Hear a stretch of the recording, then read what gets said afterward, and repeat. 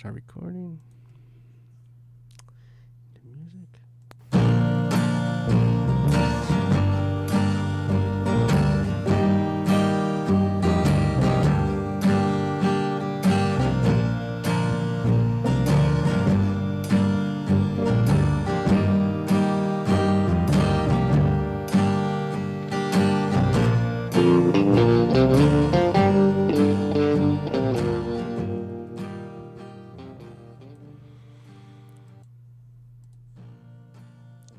What is up, Gabriel? Oh, well, hey there, Ian. And hey there, faithful listeners and viewers. Welcome to the latest episode of Blank as a Fart. My name is Gabe. That's Ian. We are watching Twin Peaks all the way into The Return, and now we're on part 7. So a little over a third of the way through. I'm enjoying myself, Ian, not so much. I'm enjoying it. I'm enjoying it for you, Gabe. You're enjoying this part of it, which is the important part. The togetherness. The sharing. The togetherness. I bet you're enjoying this part of it less. That's not true at all. Not true at all. This is why we're doing it.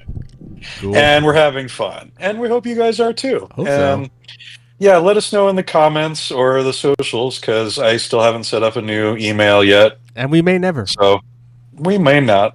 It might be fun too, but who knows? I mean, we don't have a lot of road left to travel in this particular series. So you can find us on the Facebook, the Instagram, and on the YouTube page. There's a lot of places to comment and let us know. So like an email, meh. Yeah, that is so 2001. Right? Yeah. So, you know, we're lucky enough to have that an exclusive lock on that handle. So as long as you can search our name, and you'll either find us or you'll find still shots from Fire Walk with Me. But, you know, either way, it's a win on that. So are we the number 1 result? Oh, when you're Googling us right now. I'm not Googling. Oh, I thought that's what you were doing. Should I Google us? You want to be Googled? Why not? You want me to Google us? Blank as a I just want to see like where we come up in the results, just for shits and giggles. Blank as a fart. Okay, so there's a Reddit called Blank as a Fart. First thing, then there's a YouTube video where the actual clip is said, and then all the other YouTube clips are us. All right. Then on Spotify, it's our podcast. And then YouTube, it's our podcast. Instagram, it's our podcast. Yeah. Apple Podcasts is us. Yeah, so we pretty much dominate it. But the very initial, there is a Reddit, I guess, that has been very popular. You know what, Gabe? You should go hop on that Blank as a Fart Reddit and just kind of... You know, I'm just a lurker right now. I know, but you should just share the Hey, guys, I'm new here. We have a podcast called Blank as a Fart. They'll ban you and kick you. It'd be great. Probably. But anyway, you should... Even if I attach a Simpsons meme to it? No, my podcast is also called Blank as a Fart. I don't even think it's a... Blank as a Fart in other media. I'm sure... Anyway, it's interesting. Yeah, it's Twin Peaks. This is Twin Peaks Reddit. In other media? Okay. No. There's a... Then it has Blank as a Fart in other media for some reason, and then it says basically the Reddit / Twin Peaks, and then it lists all these other Blank as a Fart kind of Reddits. So there's a bunch of Blank as a Fart Reddits. So I think that's why it shows up so much in Reddit, because it gets so many hits. Blank as a Fart. Is it a username or something? No. It's different channels that have it in their Reddit that have Blank as a Fart in their different people, because it's all different, like 2020, 2018, 2025, 2022. It's all very sporadic, but Google pulls it. So I feel like it's unfair, but anyway. It's mostly us. Mostly us. Yes. All right, enough self-fellatio. How about we get on to this week's recap? I wish I could self-fellate. You just have to have a couple of ribs removed, right? Or have a big... I've been doing yoga 10 years, and I still... Yeah, that probably helps. I've been doing yoga for 10 years, and I still can't pull it off, so... Anyway. I'm surprised you tried. What's the whole scene in Clerks? Click, click, click, click. The Anyway, guy that kills himself doing it, broke his own neck or whatever. breaks his back and then chokes on his cock. What a way to go. Anyway, With that image in mind, this week's episode opens on a medium shot of Jerry Horn, alone in the forest, looking very confused. He whips out his phone to dial his brother Ben, but is clearly too high to communicate with him properly. Jerry manages to get across that someone has stolen his car, or maybe he's just lost, before he abruptly hangs up on Ben. well, he does say he's high. He's like, I'm so high. Oh, yeah, he says that. Oh, he says, I think I'm high. I think what's funny about this scene is, like, we never go back to it, so we have no idea what happens to poor Jerry. Like, maybe Not we in find this out in the... episode, Oh, see, anyway. there you go, in the next episode. But this episode clearly ends at nighttime, or early morning, depending how you want to look at it. But, like, he's... I don't know. We don't know what happens. But I just wanted to throw this out. This episode's fun because it's the Crow reunion episode. Because we have David Patrick Kelly and Ernie Hudson from The Crow. So Together in the same episode. Together Though in the not same in the episode. same scene. not in the same scene, but in the same episode. I doubt they'll ever be in the same I don't. You know, scene. it's weird. I don't think Ernie Hudson's in the same scene with anybody except for Knox. Honestly, Right. But I just want to Spoiler throw that alert. out there. You're not going to see him in the big finale. I just want to throw that out there. Yeah. I'm such a fan of The Crow, so. Me too. Fun to associate those little things. I kind of like the Horn brothers being comedic relief, honestly, because that was my favorite parts of them from the original series, as the parts where they were funny together, not the parts where they were like menacing or where they were shady, but like the parts where they were enjoying food together Sure. with their hyper reactive. Like, that I feel that like it first doesn't scene quite where they- work here, though. It doesn't quite work here. But yes, I miss those scenes too. I don't know. Yeah, it's we get the same thing now with a touch of senility.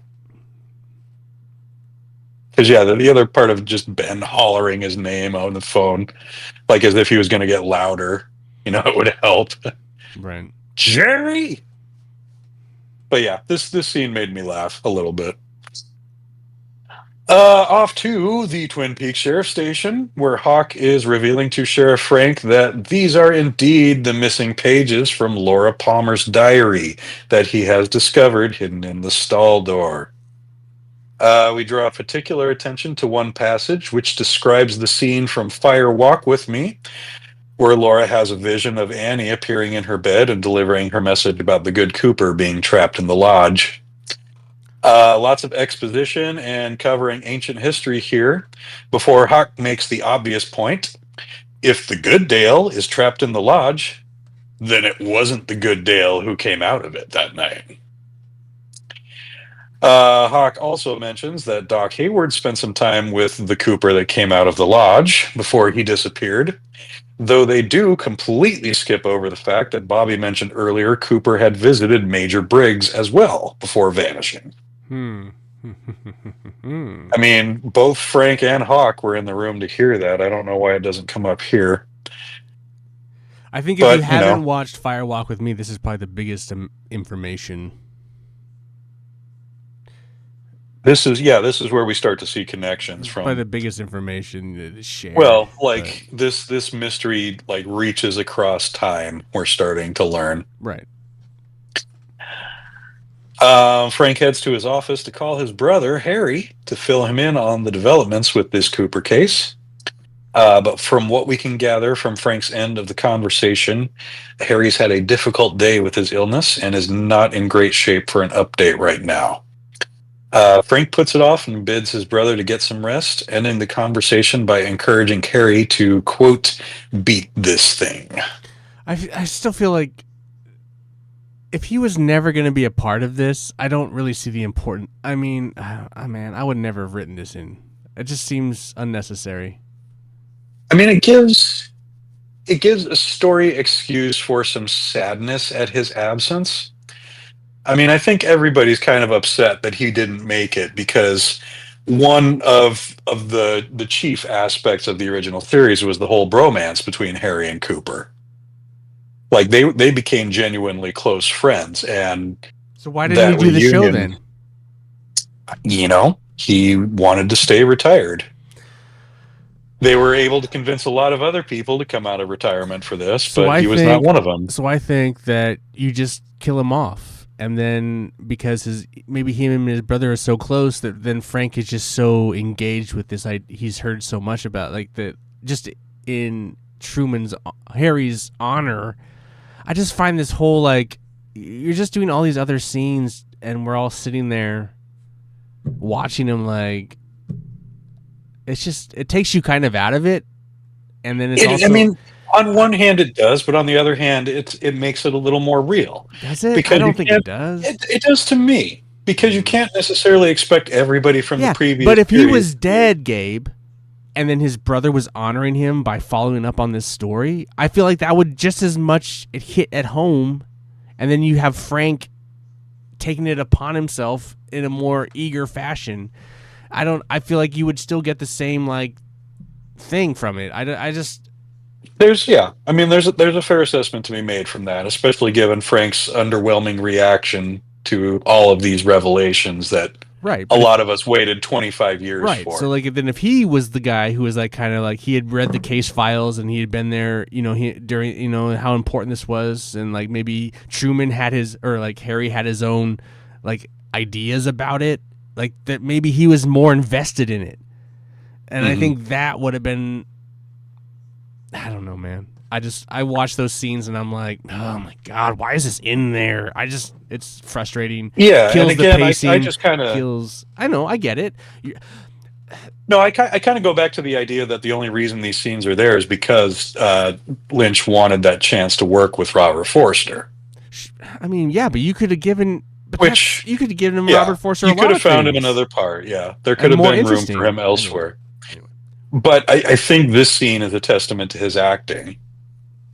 If we're to try and glean something positive from it, like there's a lot of emotion in very little effort, kind of like the whole stoic old man, particularly the stoic old lawman. Here's the other thing. You can feel his hurt. This frustrating. Just in the little, is a lot of the phone calls that happen in this show. There are two people on each side of the phone, and then this phone call there isn't, and it's just like just the phone calls with Harry. It's just kind of like because we just had one before this with the Horn brothers, so we clearly were talking back and forth, and there's going to be another one later where it happens. It's just whatever.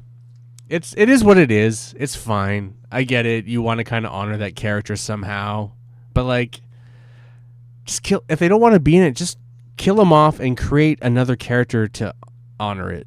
I just feel like this dragging him out is just like, and it kills the show. It kills the pacing and like, it's just like, and when I'm sitting there, like, and I'm not sure. Maybe fan service, maybe Lynch service. Who knows? But Yes. It there. Oof. Me good English. So these are the criticisms I'm going to weigh against the show. It's not me trying to. It's not a Ian hateful rant. It's just like I understand. That's like, fair. These are the ones I'm trying to differentiate from my hating the show versus my. But I get it. Yeah. It could be me hating the show. Anyway. I mean, this isn't you flat out calling Lynch a hack, so I'm going to get there. No, just kidding. Yeah, we'll get there. We'll get there toward the end. Wait, we've already been there. And we're going to go back there. No. Yeah. It won't be. It wasn't the first, and it won't be the last. On a property off the highway outside of town, we see the flatbed truck that fuckface Richard used to kill a kid. Andy is questioning the apparent owner of the truck, who is not Richard, but a local resident who is apparently not worthy of being given a name either here or in the credits. The man frantically tells Andy that he needs to leave. Which is crazy because he gets dialogue. Yeah. Okay. And like we get people with no dialogue who get a name in the credits. Yeah, that's weird. Do we ever get his name, or is it just not important? I'm gonna have to watch more to honestly answer Okay, that. no worries then. I don't. Yeah, I mean, there's some stuff that he does with just like there are certain things that he conveys with very limited shots and just very. What a shitty feeling though to like go to work on a show and then not be in the credits. Like you have dialogue. Oh, he's in the credits. Is he? He's listed in the credits not as a name. Farmer. Oh, but not a name. Yeah. Oh, okay. My bad. Yeah. No, he just doesn't like other people. Gotcha.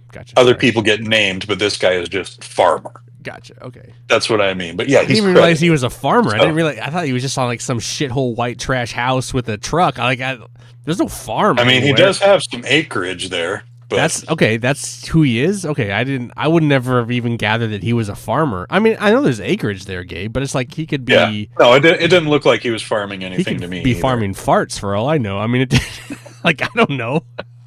He's farming ferrets in the basement. Maybe like he used to be a Christmas tree farmer, perhaps, but like I don't know. Yeah, like it's off season. Off season, like way off season. Anyway. I was gonna say meth. Meth. Yeah, he has that look to him, doesn't he? The house has that look. I don't know. Too. Well, and given the people he associates with, not right? an unreasonable supposition. It didn't seem like a farmer. Anyway, okay, go ahead. Yeah, but anyway, the farmer frantically tells Andy that he needs to leave, saying he'll happily explain everything. He just can't do it here. Andy specifies a place near some creek for them to meet in a couple of hours, and the man agrees before heading back inside, a panicked look on his face. Okay, I have another question. Sure. Is Andy wearing a fat suit? It looks like it to me. I think so too. I was just like, it looks a little too... I don't know. It looks a little fake, but I couldn't really tell. And the way he walked, I don't know. I'm just curious if, like, is he really that fat? I just feel like this is a joke that he grew up and got fat. Or I don't know. Yeah, because I mean, it looks a little more apparent in some of the scenes he does with Lucy when he doesn't have the jacket on over it. I'm fairly sure he's wearing a fake gut for this. Okay. I guess we're not going to give Andy credit for being able to stay trim over the years. I guess the idea. I don't think I've yet to see an interview with Harry Goaz. I'm not sure how to pronounce the last name. The actor who plays Andy. None of the supplemental material I saw for the original series, I think, had interviews with him. But there is some on the return where it's like an on the couch session with him and Kibby Robinson. Although I think like this is them in character, like talking about their lives in between. I haven't checked it out yet, but I kind of think that's what it is. I mean, I could see that. I think they do another one with Kyle MacLachlan and Sheryl Lee as well. I could see Lynch being just like them riffing in character. Hey, these are my parents, and my dad got fat. He used to be thin, but he got fat, and like just trying to like. Yeah, I mean, again, it's like a little slice of realism, right? But it's like a guy Andy's position is not going to have a six pack. I don't feel, yeah, but I also don't. Hollywood actor is probably going to take better care of himself for sure. He's like more obese than he should be. I feel like, yeah, he'd have a gut, but I don't. For some reason, I don't believe he'd be like that. Yeah, and I mean, like, given the attention to detail that Lynch has, like the personal touches with his special effects, and also like the fat suit that MacLachlan wears as Dougie. Yeah, that one looked a little more realistic, but for sure, 100%. Who knows what happened there? But yes, I agree with you. He's definitely wearing a fake gut. Back in Frank's office, he's got Doc Hayward on the phone, wondering if he'll be available for a quick Skype. Oh my god! Technology.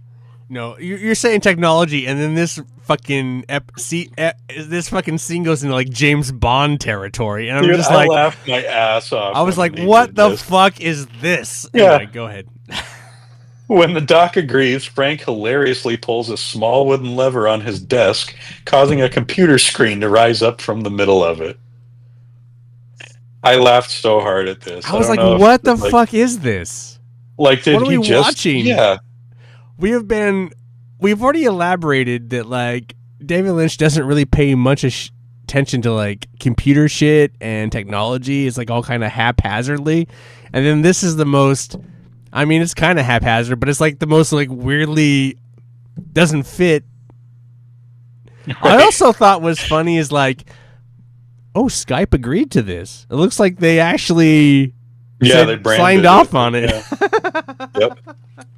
Full branding with this one. Anyway. Hey, they kind of cornered that market on the video chat. I mean, if you're going to use the term, well, I guess they could have just done, hey, Doc, you available for a video chat?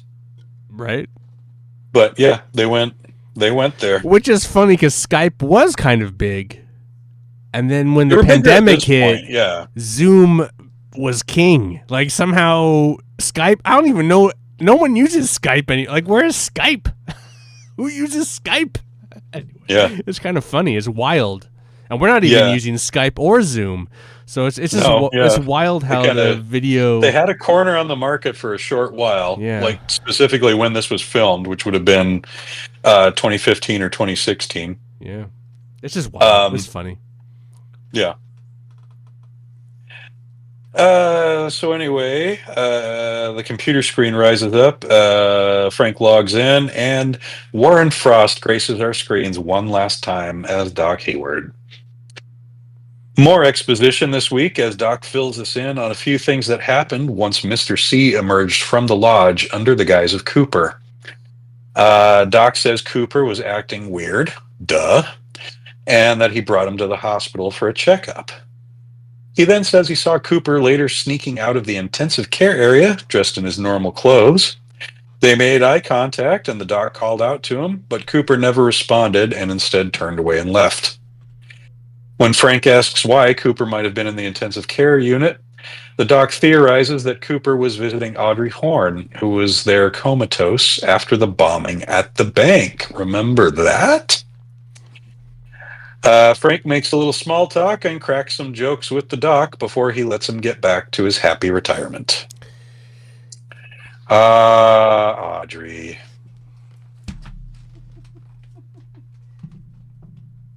So yeah, it's the first time we heard. So that was like kind of like my ears perked up as I was listening to this. I mean, it was fun to like see him again, but like, man, he's old and feeble and yes.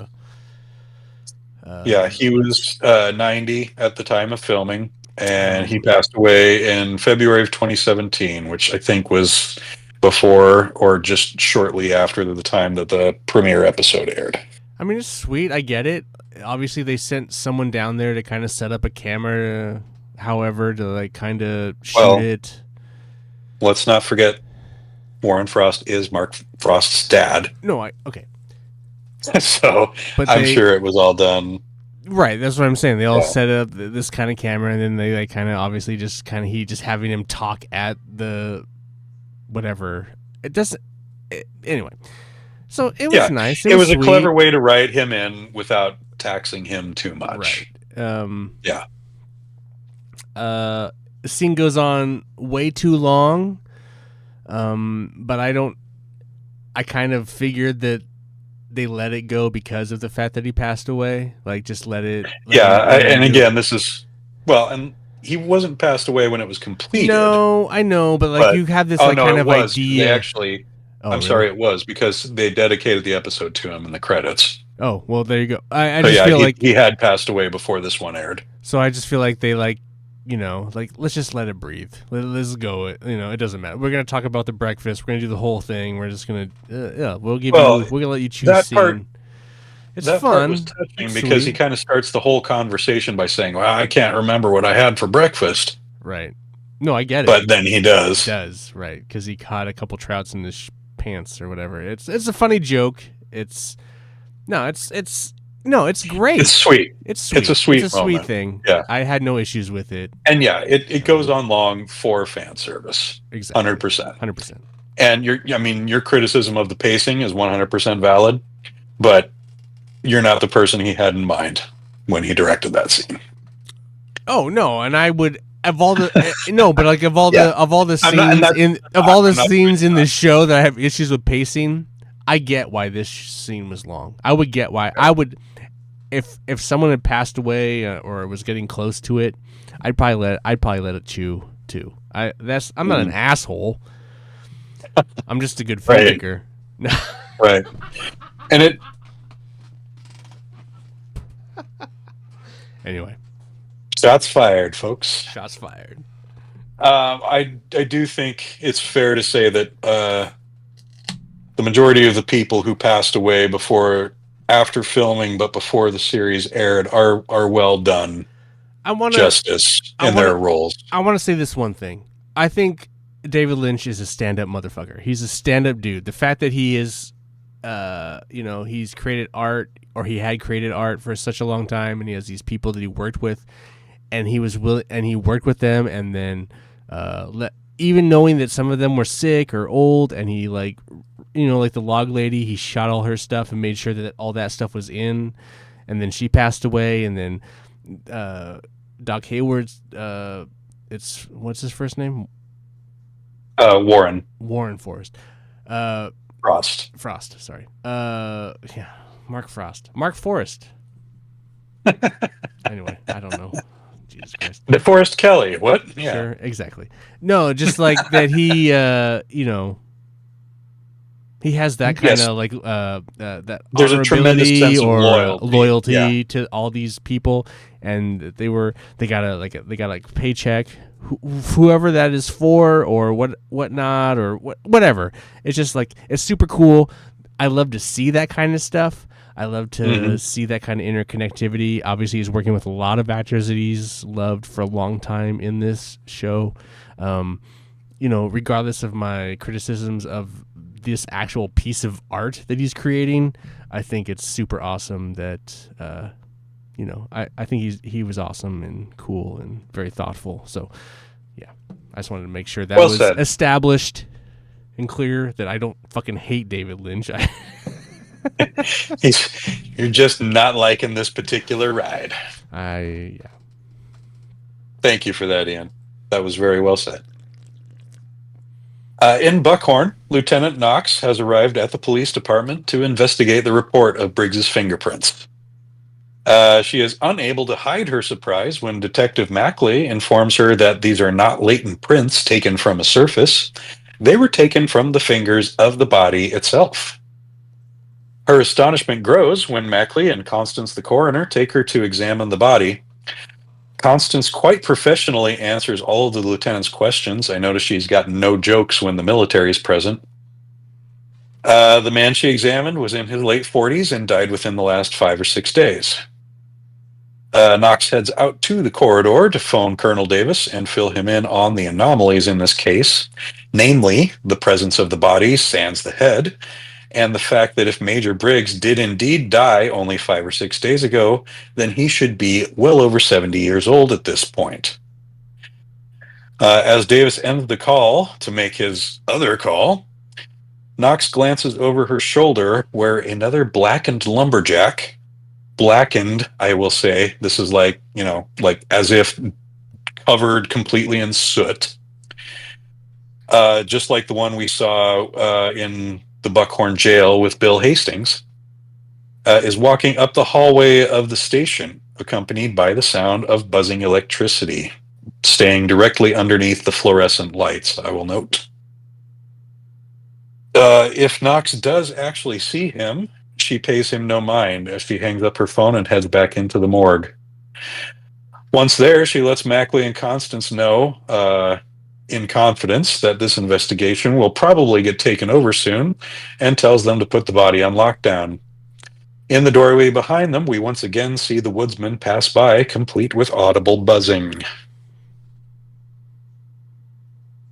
Any theories on the lumberjack? I have no theories on the lumberjack. It is a very curious thing. It creeps me the fuck out, dude.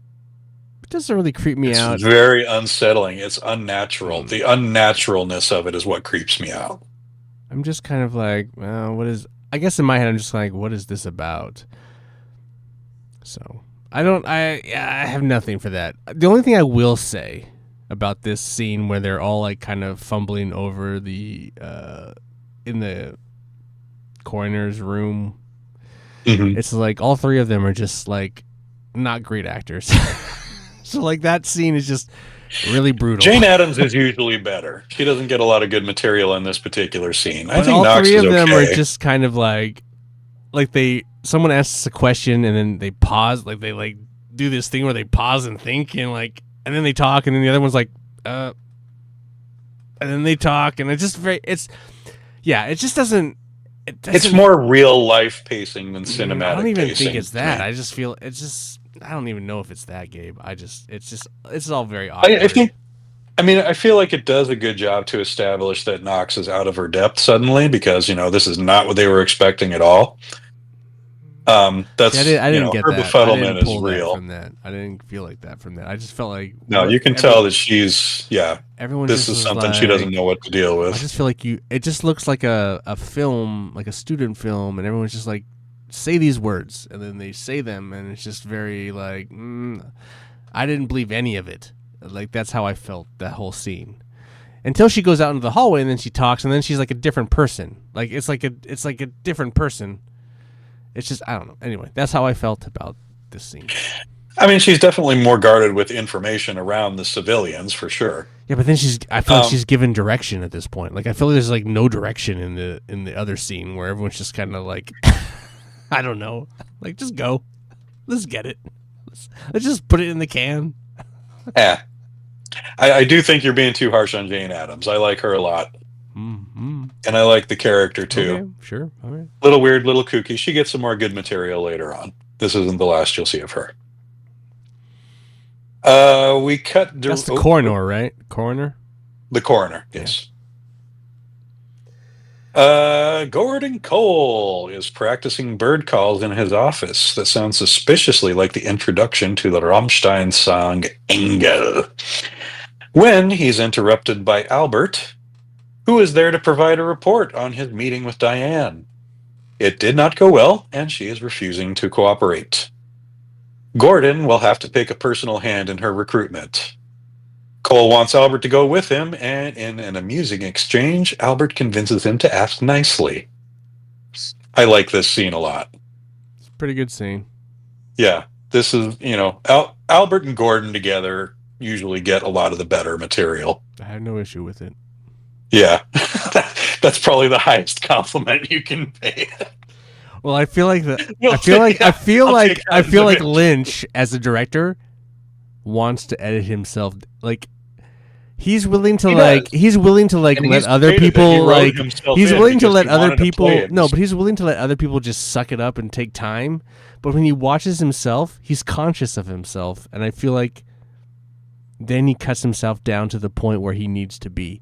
I feel like, and that's how you have to be with everybody. But I feel like he doesn't have the heart for it sometimes. Anyway, just an opinion, and just a thought. With this project in particular. Yes, sure.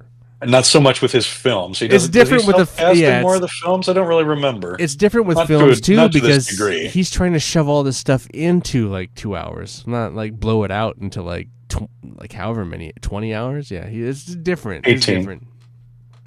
It is different. Sure. I rounded up. I apologize.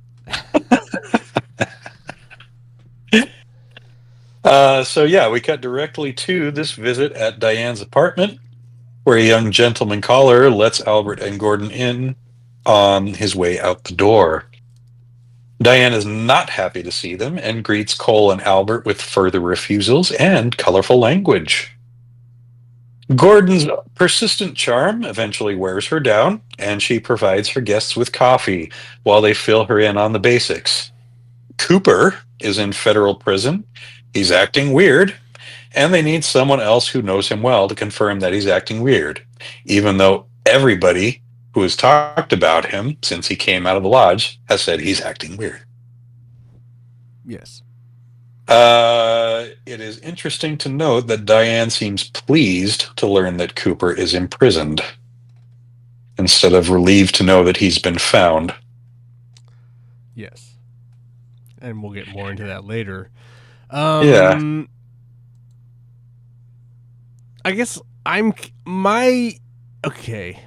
At this, so this is the first scene you really get with Diane. This scene with Diane, introduction to her personality. So I'm confused on whether he's the client or she's the client. Like, I'm pretty sure she's paying him. See, I feel like it's the other way around. I feel like she's the whore and he's not.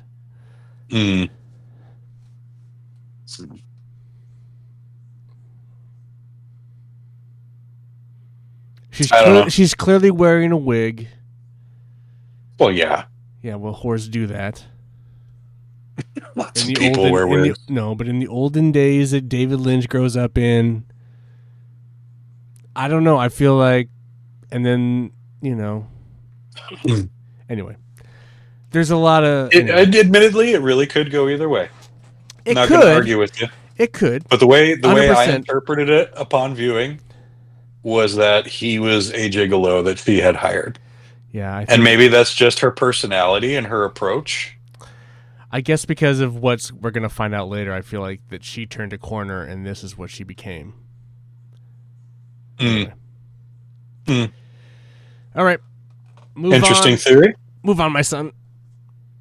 Moving on quickly, we do. Right away, we're aboard a private government jet.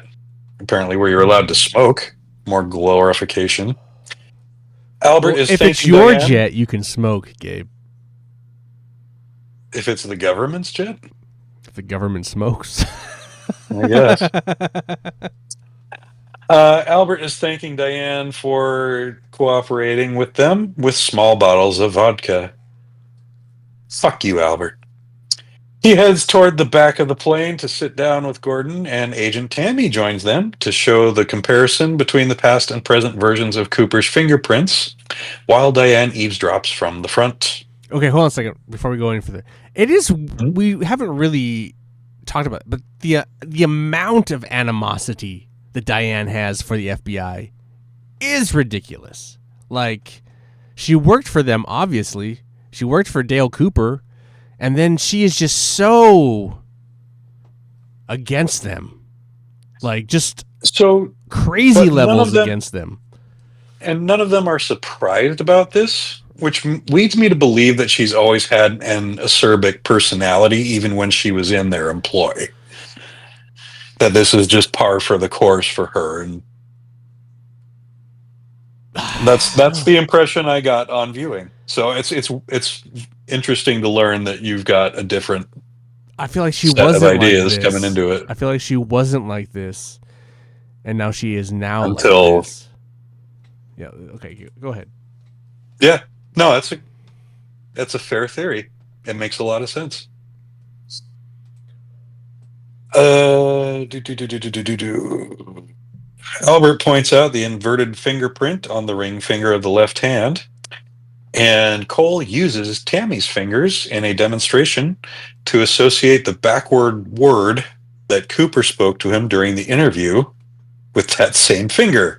That's a complicated sentence. It would make a lot more sense if you watch the scene yourself. Anyway, he tells Tammy this is the spiritual finger and to remember that. Worth pointing out, anytime you see a character wearing the Owl Cave ring, they're wearing it on that finger. Albert then brings out the only known picture taken of Cooper in the last 25 years outside of a home he had owned in Rio de Janeiro, which is now owned by a girl from Ipanema.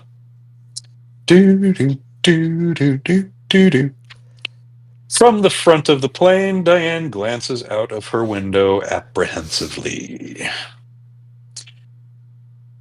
And now, the fourth... Oh, excuse me. Need a sip, folks.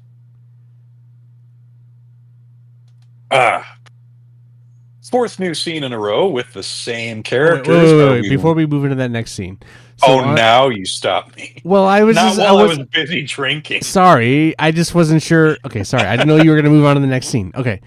So in the airplane, when Albert walks past Diane and like sits down and then like they're kind of chatting. The way they reveal Tammy is great. Yeah.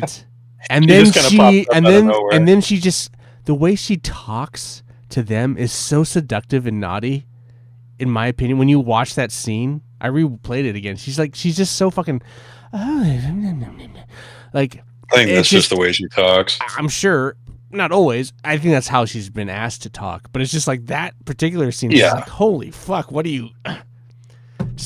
Okay, I'll just drop my pants and suck my dick. Like, I don't... Like, it's just, like, so crazy, like, holy fuck. Just pretend you're Marilyn Monroe the whole time. It's just so fucking wild. It's just like... In my opinion. Like, if you literally watch that, just that, like... What is that?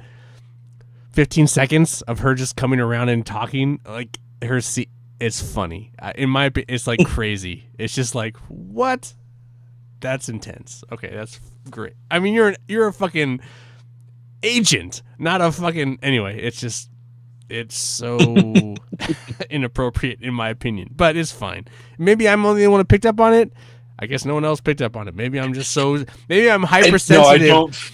Maybe I'm hypersensitive to women just being overly sexualized that I just can't help it. But no, I don't think you're the only person that noticed that they vamp up Tammy a whole lot. It's just wild. But I also think that's part of the actress's natural personality as well. Oh, I think it's part of David Lynch saying, because that's just how she is. That's supposed to be her character is, supposedly. But it's... No, but I think that's why David Lynch was drawn to working with her. But yeah, okay, fine. I would have just played her way more dry and straight-laced and not been so sexual. I mean... You can clearly tell she's attractive. I would just play her way straight and dry. I don't understand this like extra. A little more Scully. Yeah, I don't understand this need to like just fucking make her drip. Like it's like holy fuck, dude, lay off. But that's old man. That's like that's the whole conversation we had with the last time. We're like, and yeah, as of yet, what's his name's character that he plays the she. Duchovny. Denise. Diane, Denise. Yeah. Oh my god. There's so a lot of D's, yeah. Like when he's like berating him about how he is, and so I think there's a lot of that in here. I think there's a lot of that. Like he put that scene in there to like excuse the fact that he is kind of slightly misogynistic, maybe, or not necessarily misogynistic, but like chauvinistic. You know? Like, yeah. I think chauvinistic is a better word. Yeah.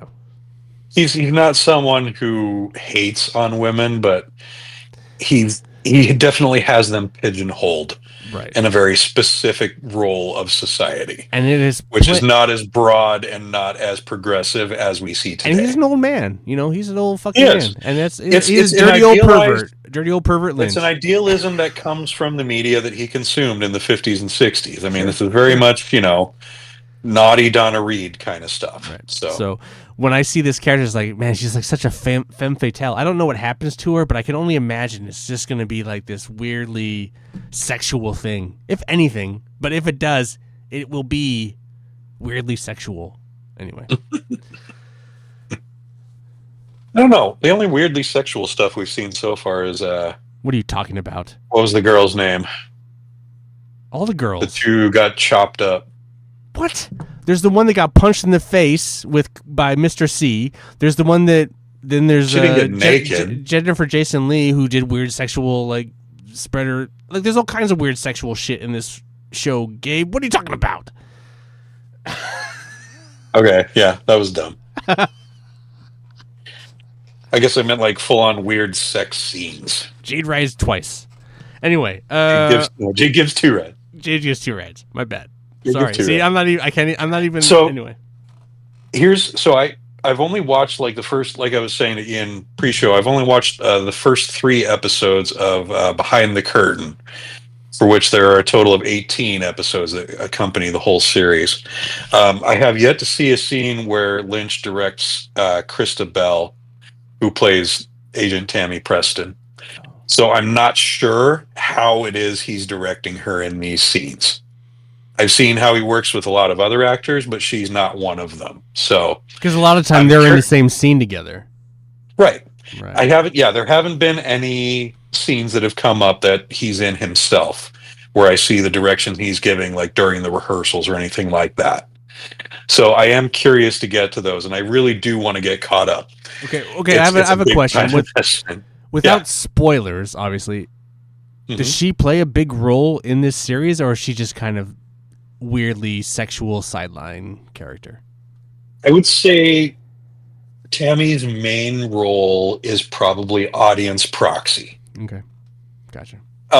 She's just kind of along for the ride. And eye candy. She's kind of. And eye candy. But she's like, you get the feeling that she's like this next generation of this whatever this mission that Cole is on.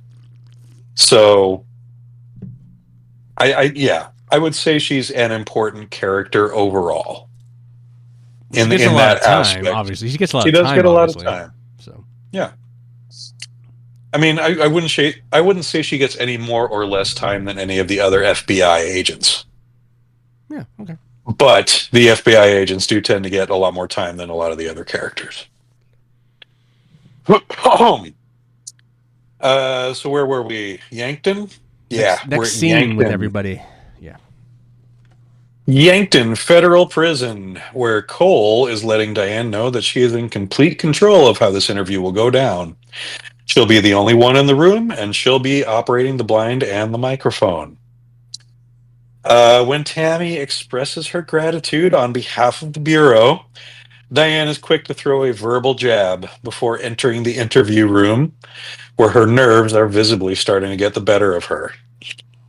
Fuck you, Tammy. Pretty much. She is indiscriminate with her F-bombs.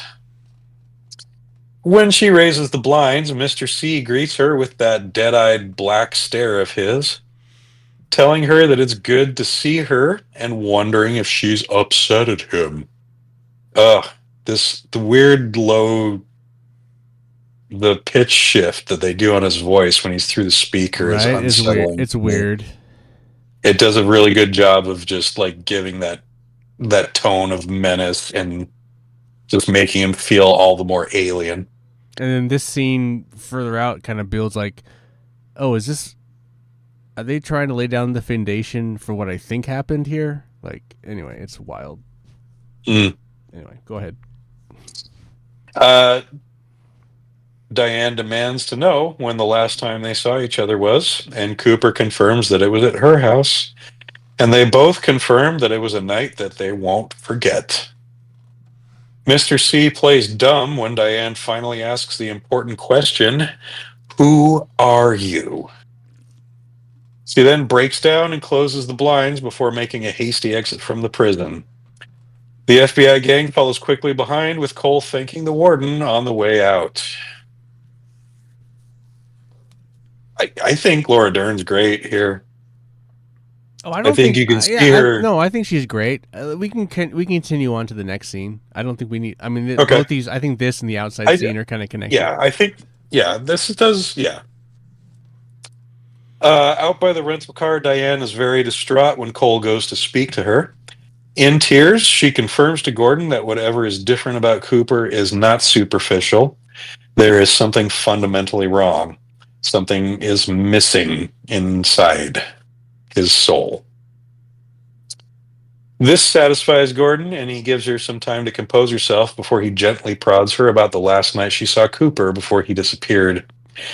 She promises to tell him the full story behind that at a later date before swigging another bottle of airline vodka. But even that is very struggly.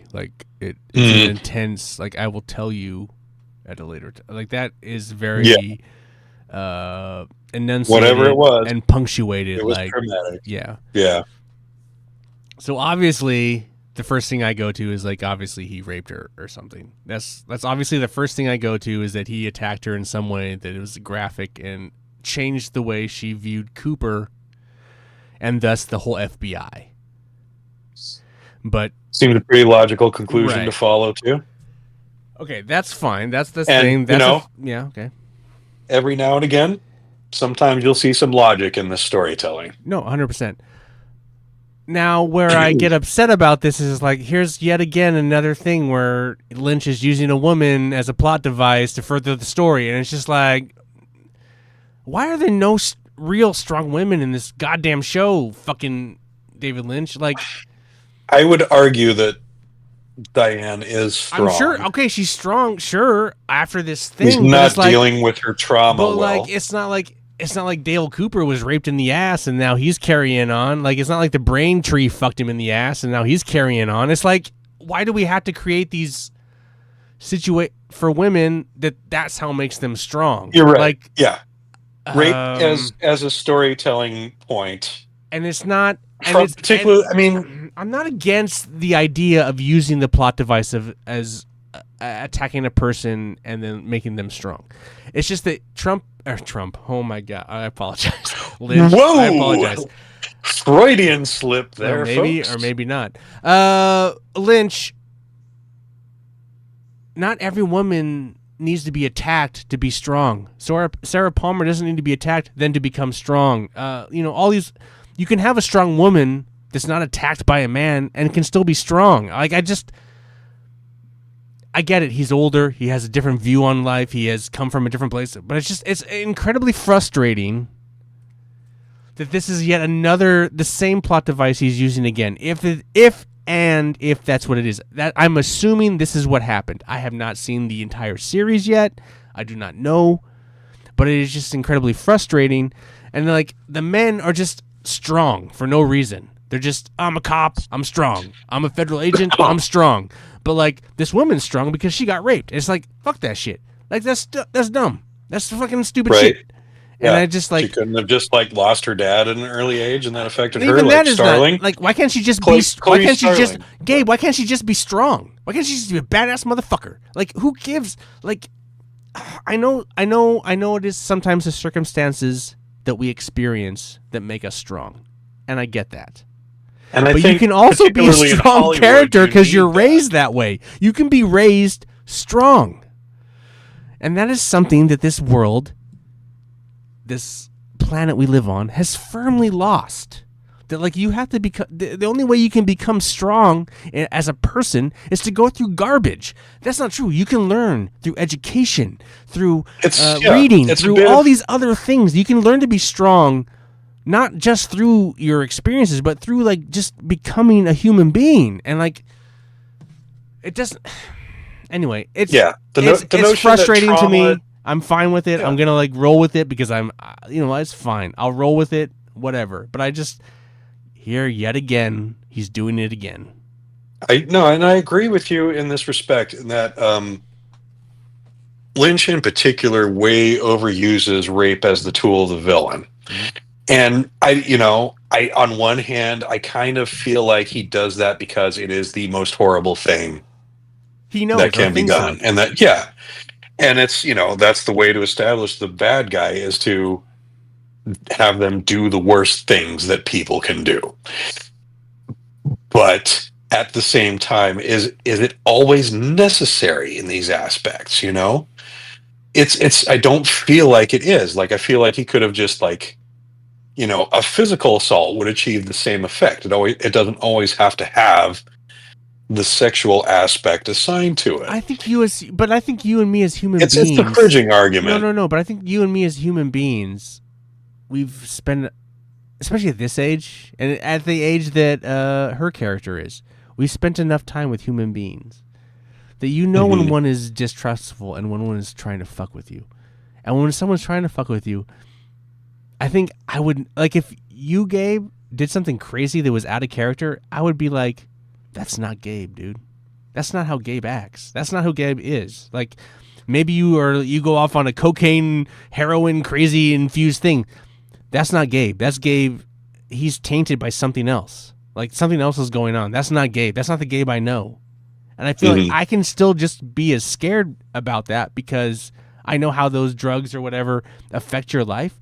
But it's not like you had to like grab me, rape me in the ass, and then I'd be like, that's not Gabe. I still feel like I've had enough time with you to know in an instant that's not you. And I just... Yeah. I get it to a certain degree in television and Hollywood that you need to like really hammer it home. But I feel like nowadays it's really in the nuance of it. Like we have come, maybe back in the day, that would have been a thing that we would have used as a plot device, as a thing. Nowadays it's like, it's all about the nuance, or it's,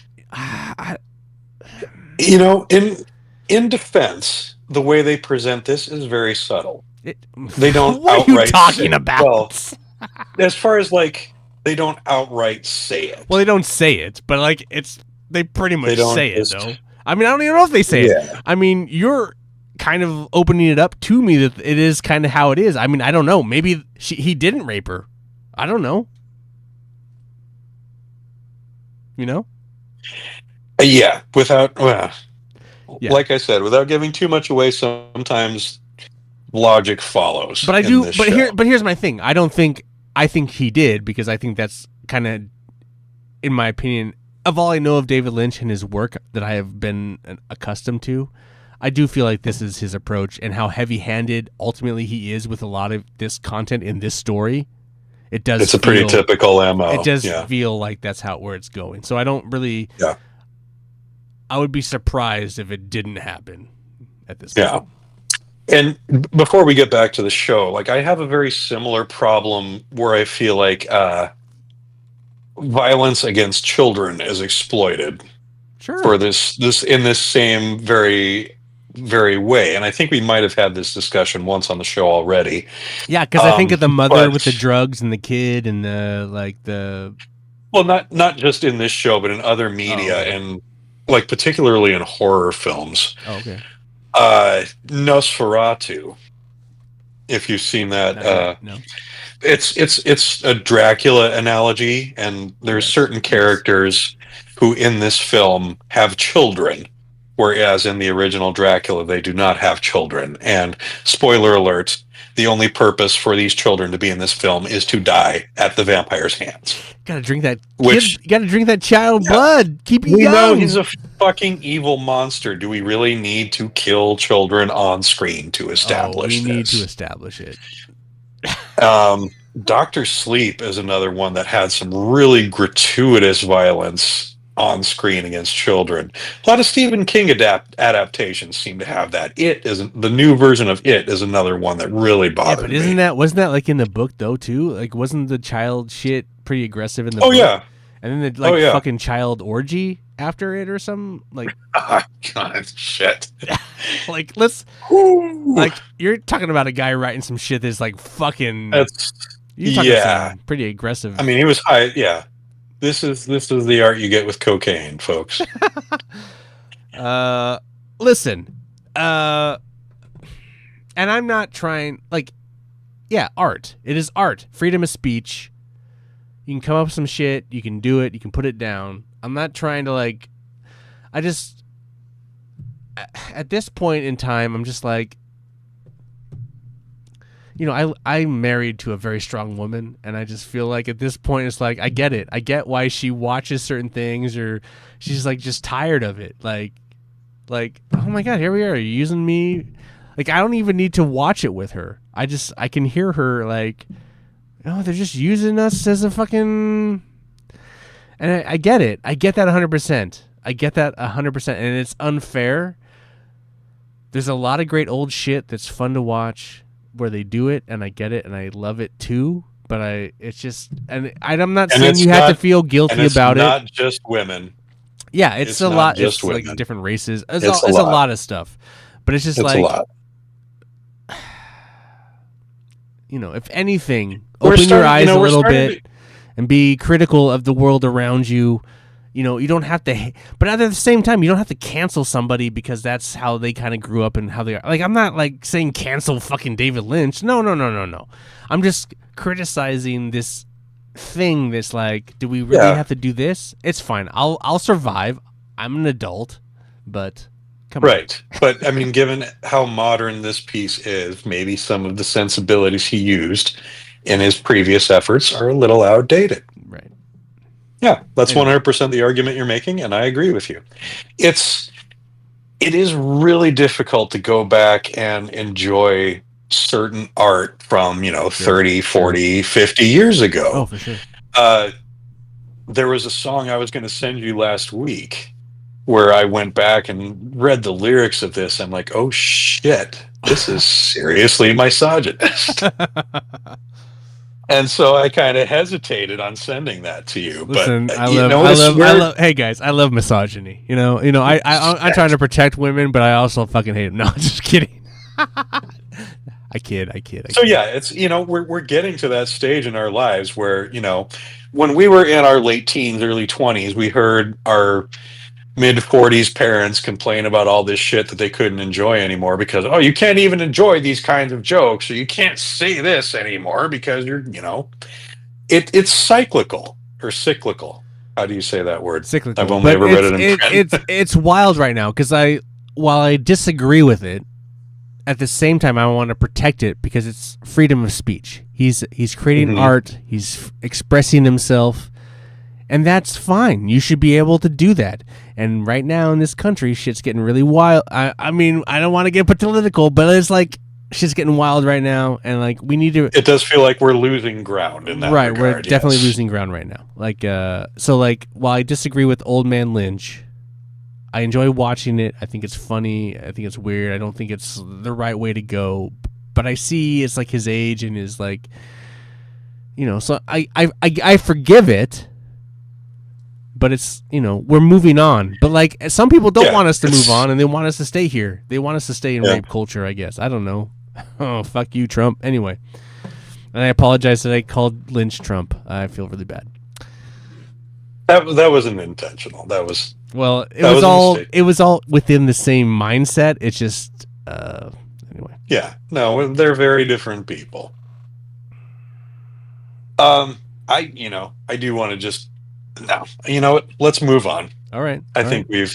I think we nailed it. I was I think we did a good job. Yeah, I was just gonna make that differential between the notion of cancel culture and consequence culture, where it's not necessarily cancellation. It's people don't want to do business with you because you're a fucking asshole. Well, that's not cancellation. That's a consequence of behavior. There's some other things though too. That the problem with cancel culture is like, yeah, there's some people that definitely deserve to be canceled. There's some other people that did some wrong shit, and it does bleed into knee-jerk reactions. The James Gunn situation is a perfect example. Well, I would say also there's some other people, but I would just say like deserve like a chance to like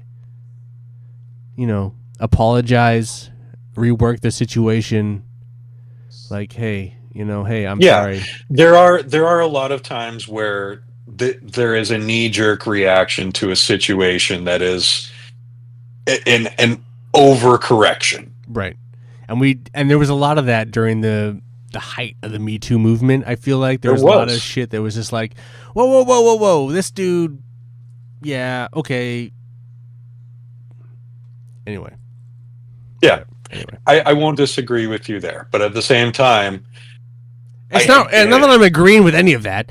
Like, they were probably wrong in some aspect, and they should apologize and do everything. But like let's cool the horses a little bit on some of this shit. Anyway, that's all. Yeah, no, I agree. Sometimes there's extremism on every side of every situation, and sometimes it gets the better of all of us. Yeah, I'm not saying like cancel Lynch. Just say, hey, Lynch. Well, he's dead now, so it doesn't really fucking matter. But cancel away, God assholes. Canceled him already, Ian. Cancel away, assholes. What do you say to a quick intermission? Think this is a good time for that? Oh, well, we're doing an intermission? Okay. Yeah, oddly enough, I need a pee break before Ian does this week. Okay, we can. All right. Let's go. We're going to take a timeout while I relieve myself and mix myself another drink. And I guess I'll go pee too. Yeah, might as well take this opportunity. So why don't you folks do the same, and we'll see you in about 5. I love it.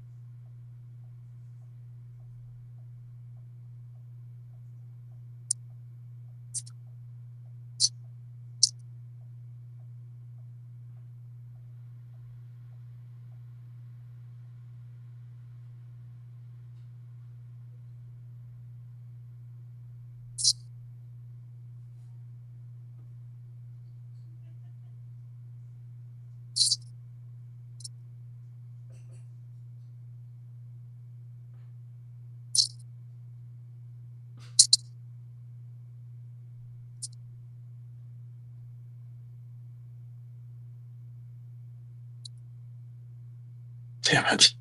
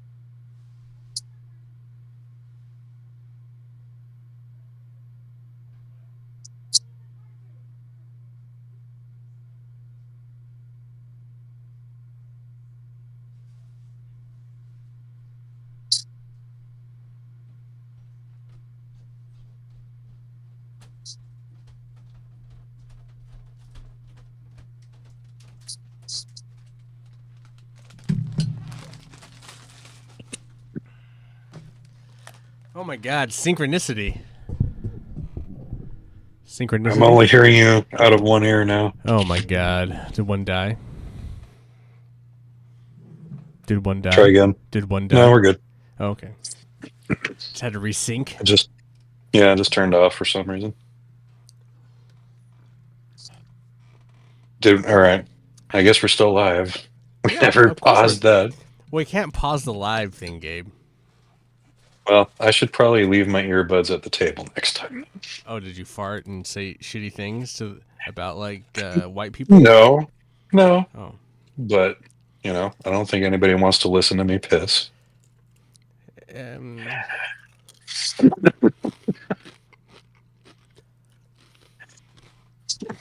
Or we could just, Listen. Twin Peas. Twin Peas.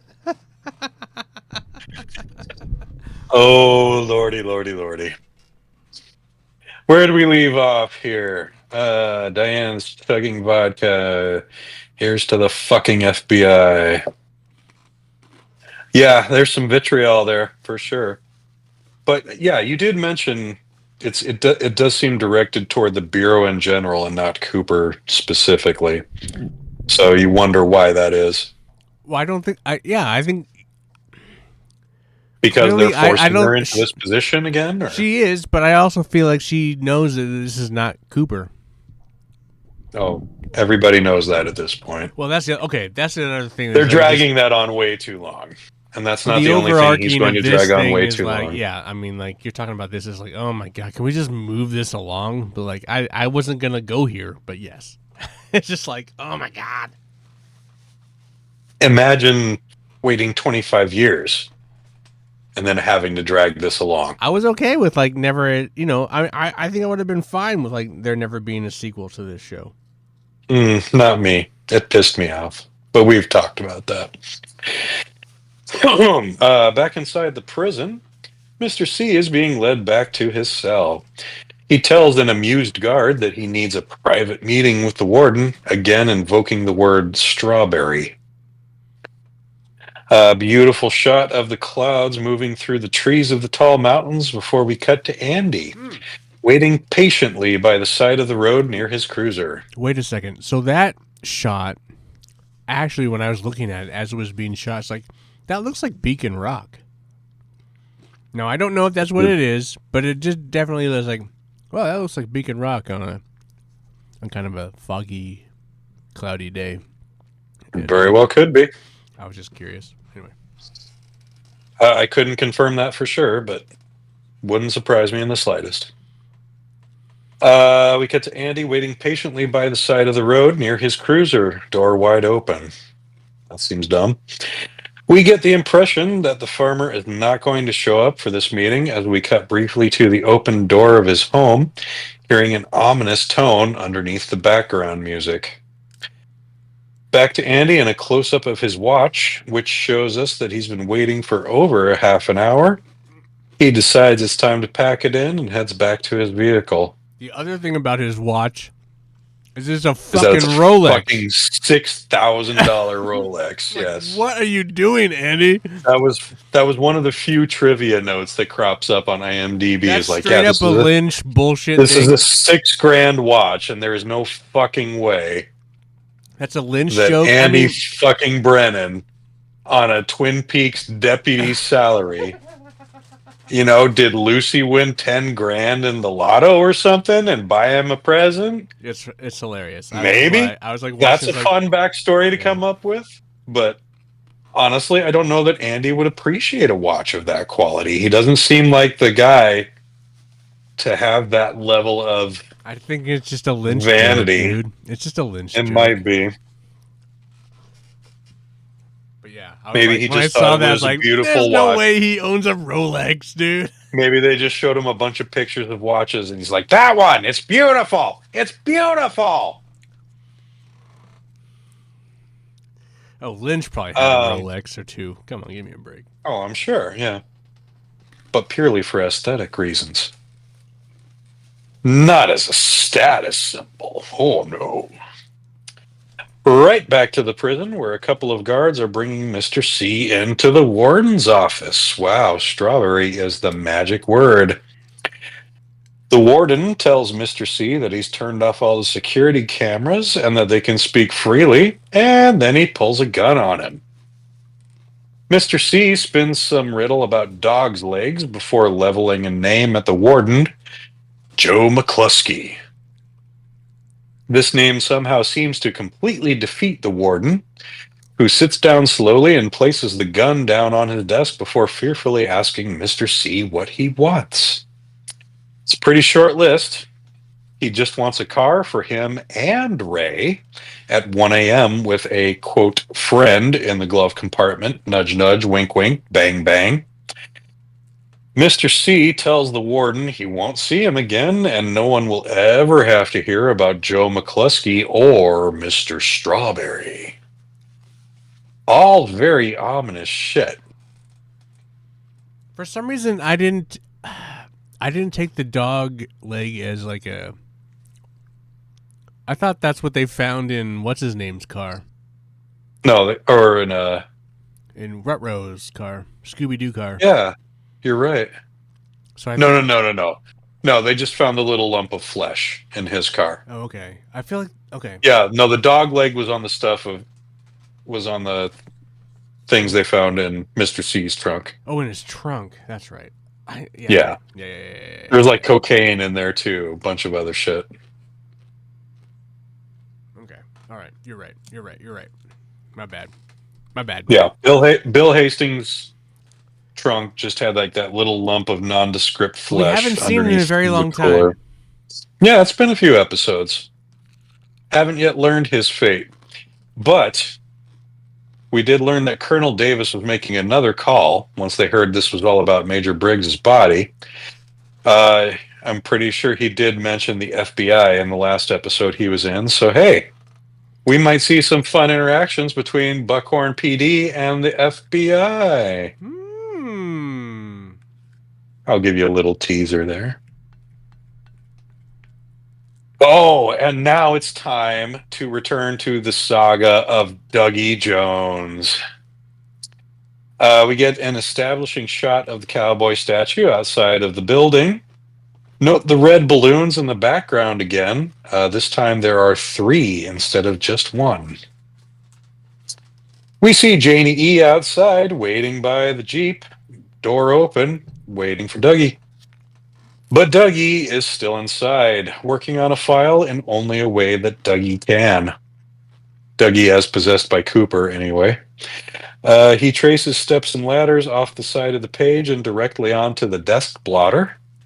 While by the door of his office, Tony Sinclair looks on and asks Dougie why he's not speaking to him.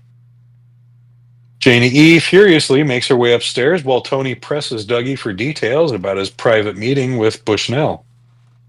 Rhonda, the super hot admin, enters to tell Dougie that the police are here to see him and brings them into his office. In a comical exchange. Oh, yes, these guys are hilarious. It's no wonder that he decided to bring David Koechner in as a role for this. A lot of you are going to remember him from Anchorman and from a stint on The Office. A group of 3 detectives, all dressed in brown, and they've all got the last name of Fusco, if you can believe that. I don't think we establish if they're all brothers or all cousins or what their relation is, but...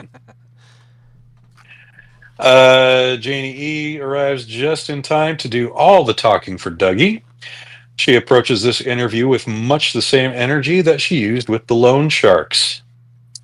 Mullins enters to prod the detectives to get to the point. They're here about Dougie's car, explaining that it's been found, that it blew up, and that it killed a few people along with it. Of course. Yeah. It was car thieves that it killed. Stolen. Dougie's talking a little more, or let's finish the scene before we get to that. One of the detectives wisely steers the crew away when Janie E. starts to bristle at the notion of doing paperwork. Smart guy. Mullins tells Dougie he has a few more questions about those files he went over, but again, just a glance from Janie E. in his direction is enough to convince him that it can wait until tomorrow, and he lets Dougie and Janie go home for the night. Dougie's a little more verbal here. I mean, again, he's just repeating stuff that he hears, but he seems to understand the context a little better. Maybe. I really think... And this is the first time I'm coming up with this on this viewing, but I'm starting to think that the presence of the balloons indicates like how strong Cooper's influence is over Dougie's body at any given point. That's interesting because like what I took from this, I didn't connect. I still haven't connected the balloons at all. I didn't see. What I saw was from the warden's office with the revolver and the kind of cowboy thing he was talking about, to then the cowboy pointing the 6-shooter at the office building. That's what I cued in on. And he is pointing at the office. I never thought of that. So like, the statue, and then it keeps going back to that. So like, it cuts away to her, and then it comes back to a wide shot of her and him, the statue pointing at it. I just feel like it's like we're waiting. Here's the problem. I feel like we're just waiting for Cooper to do a standoff against whoever the villain is. Like, honestly, I feel like I could watch the last episode and be like, yeah, okay, that's how this wraps up. That's kind of how I feel right now. Because sometimes I just feel like that's the base desire of everybody who's tuned in after been left hanging for 25 years is because the bad guys won in the OG series. I know, but I just feel like nobody wants to see that. There's a lot of just like ducks like paddling frantically underwater when you like. It's just like, how much of this do we really need? Can we just get to it? Like, why can't we just get to it?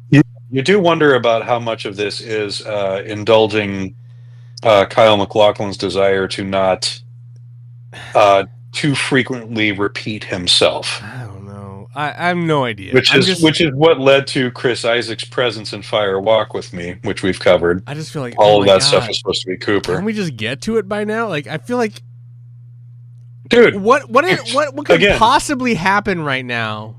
Like, I mean, obviously there's like a whole other half of this fucking, but like, what could possibly happen that's going to throw a wrench in this to like really make it crazy? Because it's like, I feel like it's just really just kind of, it's so just like heavy-handed and like, this is going here, this is going here, this is going here, this is how this is going to play out, and then boom. Like, There's got to be something that is just wildly crazy that happens, and like, oh, because if not, it's just like, oh my god, kill me now. Anyway, Gabe's like, no. I will say that I at this point I was definitely starting to share frustration about too much Dougie and not enough Cooper. Well, I just don't get it at this point. Like nobody got it. I just like, can we just move? I don't know along? that anybody gets it. I really think like literally the only reason it goes on as long as it does is because Kyle MacLachlan wants to play Rain Man for artist. Like 20 episodes. Like, okay, cool, awesome. I mean, not just Rain Man, but the villain as well. I mean, it's but even him we haven't seen that much of. If you really look at it, like Mr. C, we haven't really done. I'm sure there's some nerd who can tell you what screen time totals are for the entire series. Well, it hasn't been a and lot. Mr. C is going to be up there, honestly. Well, later, maybe, but like recently, he has not been much at all. In the last 2 episodes. No, last 3 or 4. That's since he puked, not true. Since he puked, he hasn't been on. Since he got locked up. You mean? He's only been in like. No, even when he puked, he was just driving in that scene. And then he crashed, and then he puked. Like that scene was like nothing. Like that's his scene. Okay, I call bullshit on it's screen time. Okay. I mean, if you're on the camera. Yeah. Okay. If I was an actor, I don't want screen time. I want fucking meal time. Like I want to eat good on screen. I want to chew the scene. I want to, I don't want to fucking just look pretty on the screen. Like, yeah, anyway. There was plenty of chewing to do in that scene. When he's puking, he's not even chewing. Well, he doesn't even talk. The whole time he's fighting being pulled back into the lodge. We're getting a little off. I don't think that's what's happening. In that scene, were you watching the same show I was? He's not really fighting that. The whole puking when he's puking up, he's not fighting back into really fighting anyone in the lodge. Struggling. Yeah, he's struggling with his hand, but he's not like chewing scenery. He's not like chewing scenery refers to dialogue, monologuing in a scene. Okay, like he's just I thought it meant to like. No, he's just here facially expressing distress, and it's just like it's unnecessary. Anyway. Continue on, my friend. Anyway,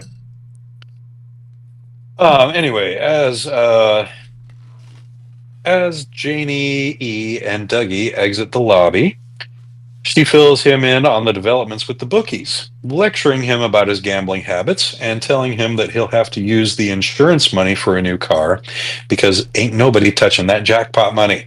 Nobody. Suddenly, Ike strikes. Wha! The worst dwarf hitman in the world makes his presence felt by popping out from the crowd and drawing a gun on Dougie, who responds by quickly shoving Janie E out of the way, pinning Ike's gun hand to the ground and chopping him in the throat. That federal agent training never goes away. Dude, like a cobra. Ike maintains his grip on the gun as Janie E joins the fray, furiously attacking Ike from behind with fists and feet. On the ground next to Ike's hand, Dougie sees a small vision of the evolution of the arm. That's the tree with the brain on top. Who hoarsely exhorts him to, quote, squeeze his hand off. Dougie blasts Ike with another chop to the throat, finally loosening his grip on the gun and sending him fleeing away back through the crowd. Ike the Spike is seriously the worst fucking hitman in the world. Like, I thought the whole idea was to, like, try and not make your presence felt.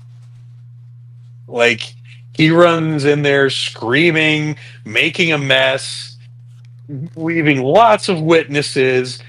Just like, who the fuck hires this guy to do this shit? Seriously. Hire Will Spring. Oh, that's a deep cut there, folks. Deep cut. You will have to Google the Milkman Pictures website for that one. Well, it's on the YouTube page also as well. You can find it. So good. Ooh, sequel? Don't think there'll ever be a sequel, but you don't think so? I don't know, maybe. Who knows? I'll never know. But anyway, One of these nights. yeah, no, it was great. I enjoy it. It's like, oh, some actual action. Dude, yeah. Heart rate jumped when I saw him move like Cooper. Like this is not Dougie controlling the body right here. This is Cooper in action. It's like Cooper senses danger. Now we'll get 20 more episodes of Dougie before Cooper ever reveals himself again. Like it's just going to be like, oh, it didn't jog his memory enough. It's like, oh my god. I can only assume that's. But yeah, there was the intensity of this scene was like, yeah, it was a jolt of a much needed jolt of adrenaline after several weeks of some dragging. And then I'm sure you're going to talk about it more, but like I enjoyed the like kind of meta commentary from the news. Yeah. I do have a little segment on that. The weird media frenzy scene where we get like late night news style shots of the chaos and the aftermath on this attack. This is extremely unusual stuff from David Lynch. Like he never takes this kind of approach. And I'm not sure, like, what... I just think a lot of what he does in pacing and stuff like that, I really feel like is meant to convey modern real life more so than, like, Hollywood dialogue pacing would. Right. Like, in a real conversation, there are going to be way more awkward pauses than there would be in an on-screen scene. And I think that's a lot of what he does when he takes advantage of this runtime is the awkwardness of real life. You know, that eats up time. And Hollywood cuts that down to make it marketable. And because it's from a storytelling standpoint, from a filmmaking standpoint, it's unnecessary, as you've emphasized. I feel like it's partially also like there was real no editorial on this. There is just kind of, okay, go ahead. And like I think when he comes to a film, there's like still somewhat like, hey, we watched this, I think you need to trim some of this out, some of this fat off of it. Right, yeah, this isn't like the stuff you saw, like, say, in Natural Born Killers or RoboCop, where there's that obvious satirical bent to it, that obvious like sharp-edged commentary on how it's like a Marvel movie, this like, kind of news. Like, oh yeah, hey, this, oh yeah, that guy was it's very like just normal day shit. It's like it's a Superman reaction, right? Is what it is. And yeah, it seems it's so out of character and so out of place for a Lynch project that it really sticks out like a bandaged thumb. Little more details here. Complete with sound bites from onlookers, which includes a small girl who claims that the assailant smelled funny. We then get a weirdly spotlighted close-up of the crime scene investigators removing a piece of Ike's skin from the handle of the gun and placing it in an evidence bag. This is wild. What does this vignetting do? Like, I see what it's. Really caught my attention. It's just vignetting it's vignetting the scene to make sure that we see this happening. But it's like, I don't think I would have missed that. I wouldn't have missed that anyway. It's not like it's like from a distance. Fairly prevalent. Yeah. It's such a silly choice and such a like. Okay. And now I feel like that shit like that makes me feel like the filmmakers, everyone, are treating us like shit. Like we're incapable of, like at this point, here's the other thing. The people that like Twin Peaks are the nerdiest of the nerd people. Like you're tuned into this stuff already. You do not need guides to show you that this, like, it's such a weird choice. And I was just like, what is this? Are you literally doing this to me right now? I just felt shitty. Like, that's just dumb. Like, why are you doing this to me? Not only that, but like, it was such a strange decision. It was. Yeah, it's questionable act of. Yeah, I have no idea what purpose Because you never would have noticed that if they hadn't put that vignetting on the. You would never have known. You would never have known that what they were doing, Gabe. You would never have caught it. No, you wouldn't have caught it. It really does nothing other than to separate the fact that this is like a Lynch project. That's really all it does. I guess. Yeah, or someone who's never made a fucking film before. I don't know.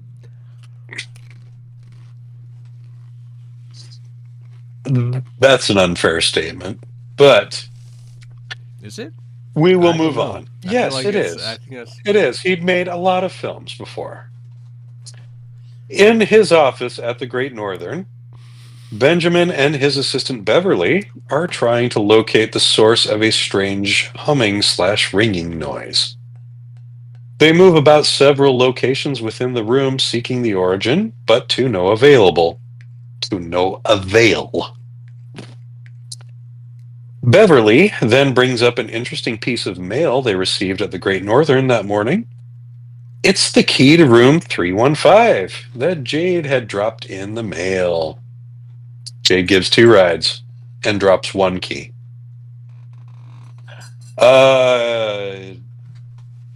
Ben correctly remembers that room 315 is where Agent Cooper stayed and was shot while he was in Twin Peaks. He fills Beverly in on a little bit of the backstory, but it's pretty clear that he wants to wrap things up for the evening. However, Beverly lingers. Is she flirting with him? There's a bunch of fuck me eyes going on right here. There really is a little not necessarily sexual tension, but there's a little thing in the air there. Little chemical electricity. What possibly could be keeping her from doing this? I guess we'll find out. Or what could be encouraging her to do it. Mm-hmm. Anyway, there is definitely some tension there, but it would seem that Ben has matured in his advanced age since he does nothing to follow up on it, although there is a little bit of regret in his eyes as he sends Beverly home for the night. Ben Horn is just kind of a dude now. He's not really, through this whole series, I'm guessing he's just kind of a guy. He doesn't really have any schemes or anything at this point. He's a changed man. All right. Cool. Fun. From what we've seen anyway. I mean, again, you're kind of pushing me to spoil certain things for you, but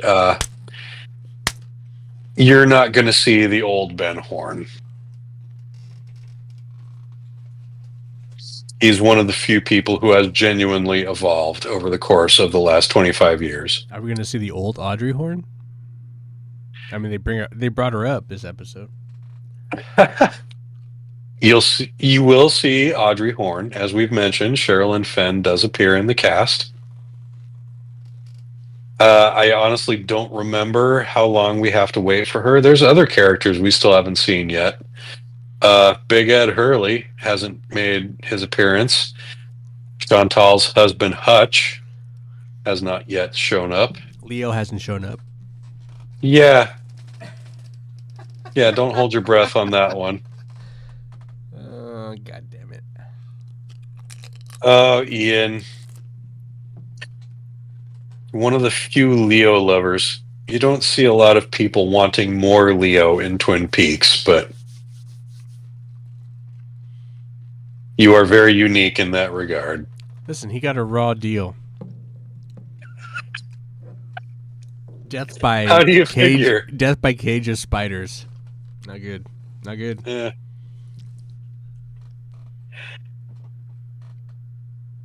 Anyway, a little bit of end cap to that scene as the humming noise grows louder and the camera zooms in on the wood paneling in the corner. I was like, is Audrey back there? Fucking... not Audrey, but is there another person who might have had their soul trapped in the Great Northern? Oh my god. Are you serious? There are a lot of theories online about this. About the connections between electricity and the soul. That's fine. I and get that. about wood and the soul. I guess I was just Like, thinking like they were gonna like come to like one corner and then the other corner, and then they hit press a thing and then it opens one of Audrey's secret back rooms. Oh, that would have been fun. Right? That would have been really cool. Yeah, I'm a writer, guys. Hit me up. You guys could have got me anytime. You know, I could have figured this out for you. Anyway, no one wants to hit me up. So anyway, yeah, that's actually what I was thinking. They brought up Audrey in this episode, and then when this scene came opens up, and it zooms in on a little girl. I don't know, something. Who is Audrey's daughter? Who knows? Sure, something. I just feel like we got Audrey name dropped, and then it would have been cool. There's nothing really juicy for that person to spy on in the office at that point. But they don't even know that exists. So it just would have been interesting for them, and then we could have led them down another path into something new. I don't know. I just feel like, man, that was what a bait, what a red herring of, like I don't know. Yeah. So yeah, I will touch base on a lot of the online theories that people pitched after this episode aired. Everyone obviously points out the associations that Lynch makes between electricity and the soul. And also the associations that he makes with the soul being able to like be trapped in a piece of wood, as is implied with the log lady and her husband. Okay. So if you'll recall, there was when Josie died in the room at the Great Northern, there was the visual of her face in the wooden knob. So, yeah, a lot of people speculated that this noise and this focus on the wood means that Josie's soul is still flailing around this dwelling. I don't like that. That's dumb. You don't like that? Why not? It's dumb. So, what do you specifically not like the association between electricity and the soul? No, electricity and the soul is fine. I have no problem with that. I don't really understand how it gets trapped in wood, because wood doesn't really conduct electricity, so I don't know how it gets caught in it. So it serves as a barrier. I mean, yeah, but it doesn't really. It serves as like some insulationally holding conduit. It's not. It seems weird that wood would be. It's usually like a thing that just gets attacked by electricity. It's not something that holds it. So I feel like it's very. Yeah, it doesn't. It's not like I don't know. Does wood absorb kinetic energy? It takes it and breaks, or catches on fire, but it doesn't. It's not like you've ever had a piece of wood and it has electricity in it. I find that a very bizarre and weird choice. Whatever, you can do whatever you want. You're a filmmaker. Yeah. That's an interesting question. Like if you hit a tree, I mean, you can hit a big tree as hard as you can, and it won't vibrate. Yeah, but where does that energy go? You've seen trees hit by lightning. They just catch on fire and split, and then that's it. It's like there's no electricity in that tree anymore. I feel like it's so weird. The idea that like somehow electricity is the Ghostbuster trap of souls. I don't. Okay, whatever. Sure. Well, no. Electricity is a conduit for souls. Whatever. A soul travels the same way that electricity does. And, there's definitely, like... What I'm saying is... Theories. Okay. A tree, once electricity hits it, it ends. It doesn't carry on from there. Like, not like water conducts it and moves it on, or metal hits it and it carries on. When electricity hits a tree, it's done. It's over. It's like, that's the end of it. It might catch on fire, but electricity... there's no more electricity after that. Like, you could I could go and touch that tree, and you're not going to get electricity. I'm not going to get shocked by the tree, It's like, it's over. It's... Electric energy has ended, but energy itself is never destroyed. It is only transmuted. So, electricity is one form of energy. Okay. When it strikes a tree, what kind of energy is it converted into? I don't know. That was what I was speaking of earlier. It just dies. So, and yeah, I mean, technically, a log is dead wood, but I mean, they put Josie I don't know. In a does it fucking contain? Chest, and the chest is dead wood. I mean, kinetic energy is just potential energy. So when you burn a log, its energy is released as fire. I think writers were just like, we just need to do something with this. Like, can we just do this and then we'll explain Oh, it God. off. And then we'll Yeah. keep explaining it off. I mean, this is where art and philosophy meet, you know? Is it? It's interesting. But we're a little off topic. Not really. That's okay. It's in the No, name. not really. It's in the name. Blank as It's a in the fart. name. Blank as a fire. Well, let's move on with a little more recap, though. We're going to learn a bit about Beverly's home life.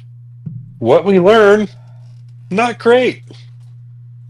On her way in, Beverly greets a private nurse who tells her that he, which we presume to mean her husband, has had a rough day, and he required some extra pain medication. Beverly enters her home to find said husband, who is named Tom, seated in a chair in front of the television. He is obviously ill, perhaps terminally so, given his appearance and the presence of a hospital bed and lots of medical equipment and an IV in the room.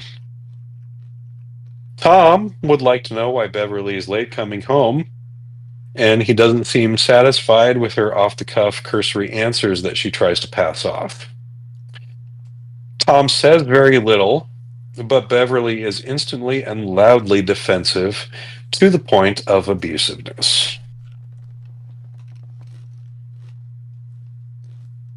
That's my full recap of that scene, so let's hear your reaction here. Is this what you expected to see out of Ashley Judd?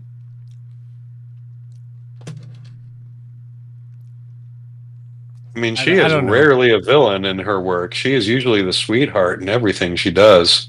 I don't know. So yeah, to see her being... She's not that much of a villain here. He was playing it on. He was putting on pretty thick. Wow, okay. Yeah, I didn't really see it as her being like just a complete villain. I could see him being manipulative because of him being sick and being jealous of the fact that she's out there and he was the jealous husband. Like, his eyes are like, who are you fucking right now? And it's like, why are you putting that on me? That's not what I'm doing. I'm trying to make a living for you, for us, so I can fucking support you.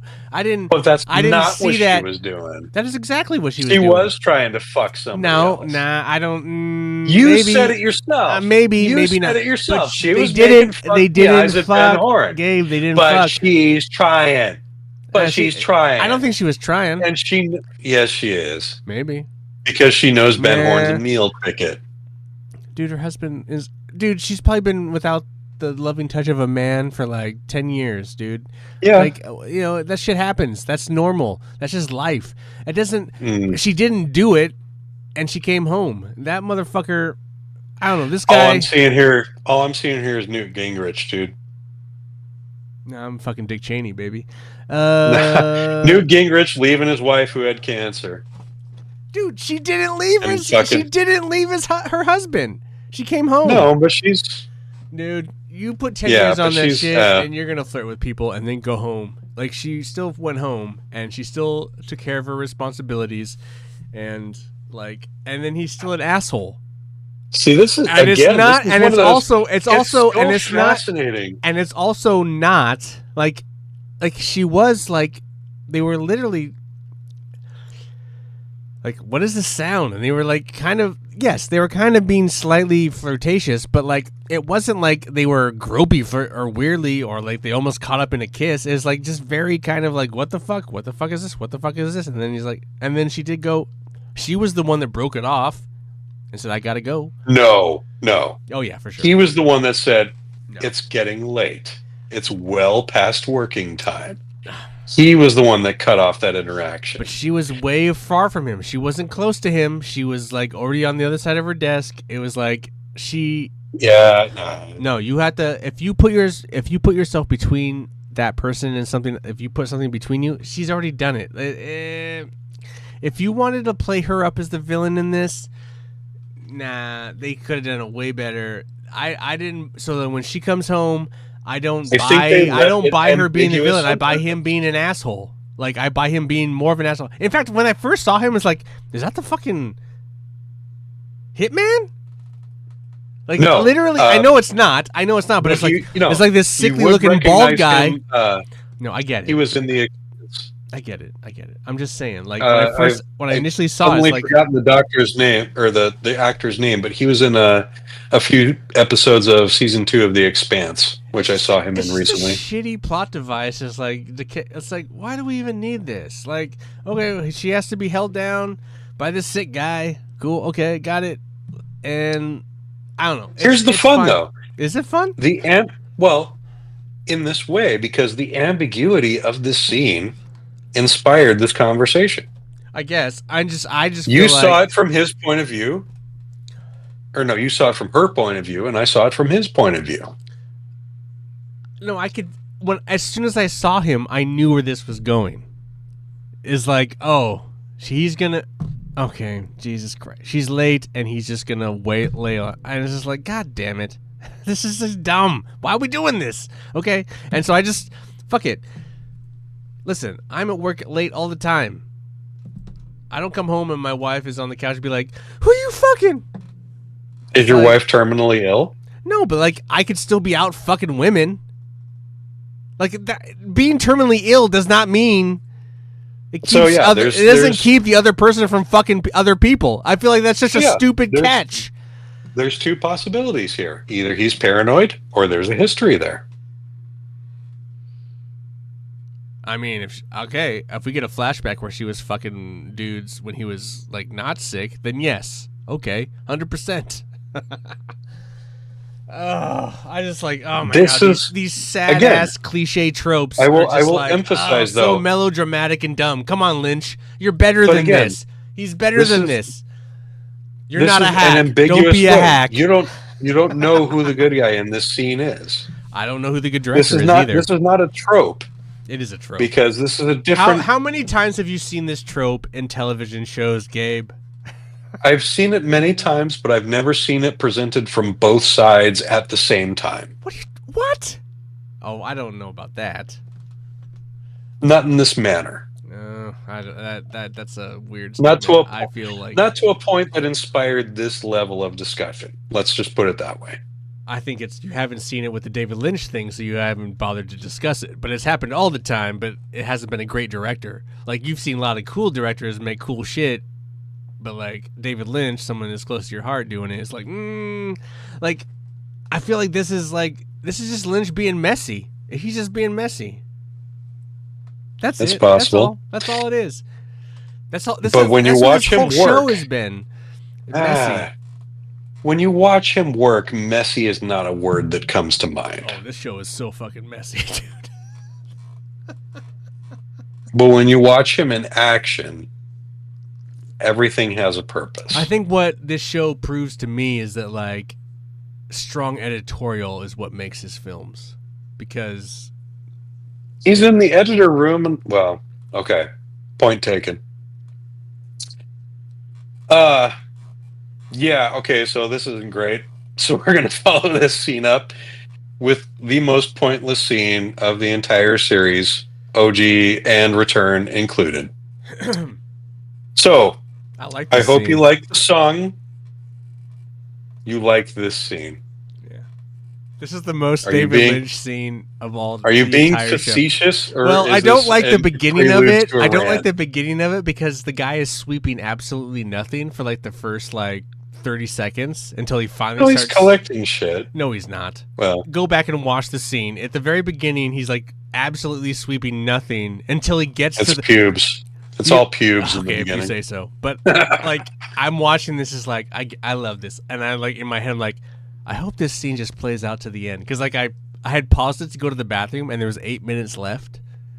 It's like, and so when I came back and I paid attention to the fact that there's 8 minutes left, and then I hit play again, it's like, I hope this scene just plays out for the rest of that until the credits. Credits. They do cut in some shit, but like I was like, why is this like, oh my god, this is crazy. Anyway. Yeah. But yeah, if you go back and watch the very beginning of the scene, he's not sweeping anything. And then once he comes around the table, then he starts actually sweeping up the stuff.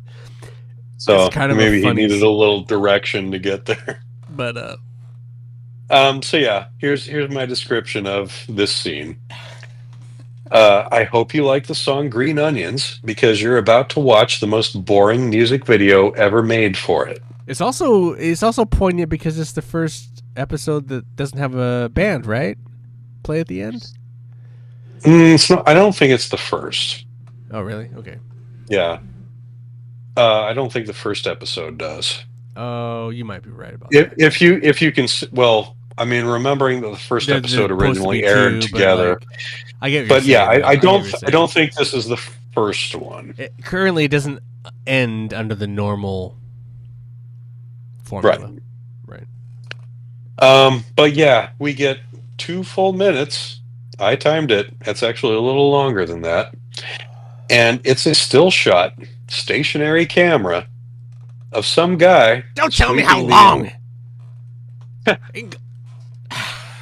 Doesn't matter how long who gives a fuck how long a scene is? Yeah. I'm pretty sure that's from one of these behind the curtain episodes. That's him talking to you right now. And it's probably this scene. That's him talking to you right now. It's Gabe. probably this scene. Who cares? Who gives a fuck how long a scene is? But yeah, it's just a still shot of some guy sweeping the entire floor of the roadhouse with a tiny ass broom and minimum effort.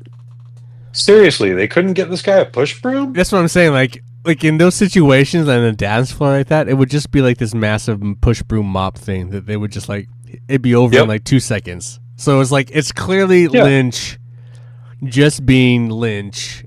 And it's like, you know what? I just sat through all this. Fuck it. I'm here for this. It's just a static shot of the bar. It looks cool. Has the music playing. My only complaint about it is like, throw some of that debris on the other side of that table so it looks like he's not sweeping nothing. That's all. That was my only complaint.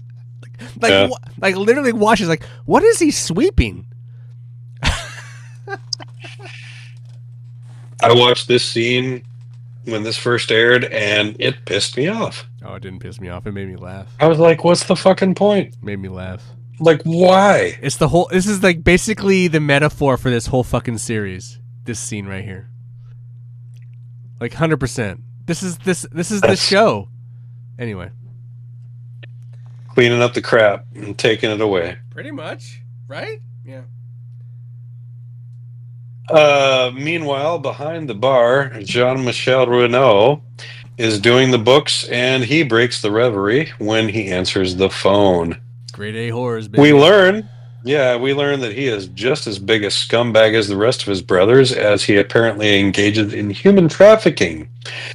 The person on the other end of the line is a customer calling to complain that the prostitutes he was sent were underage.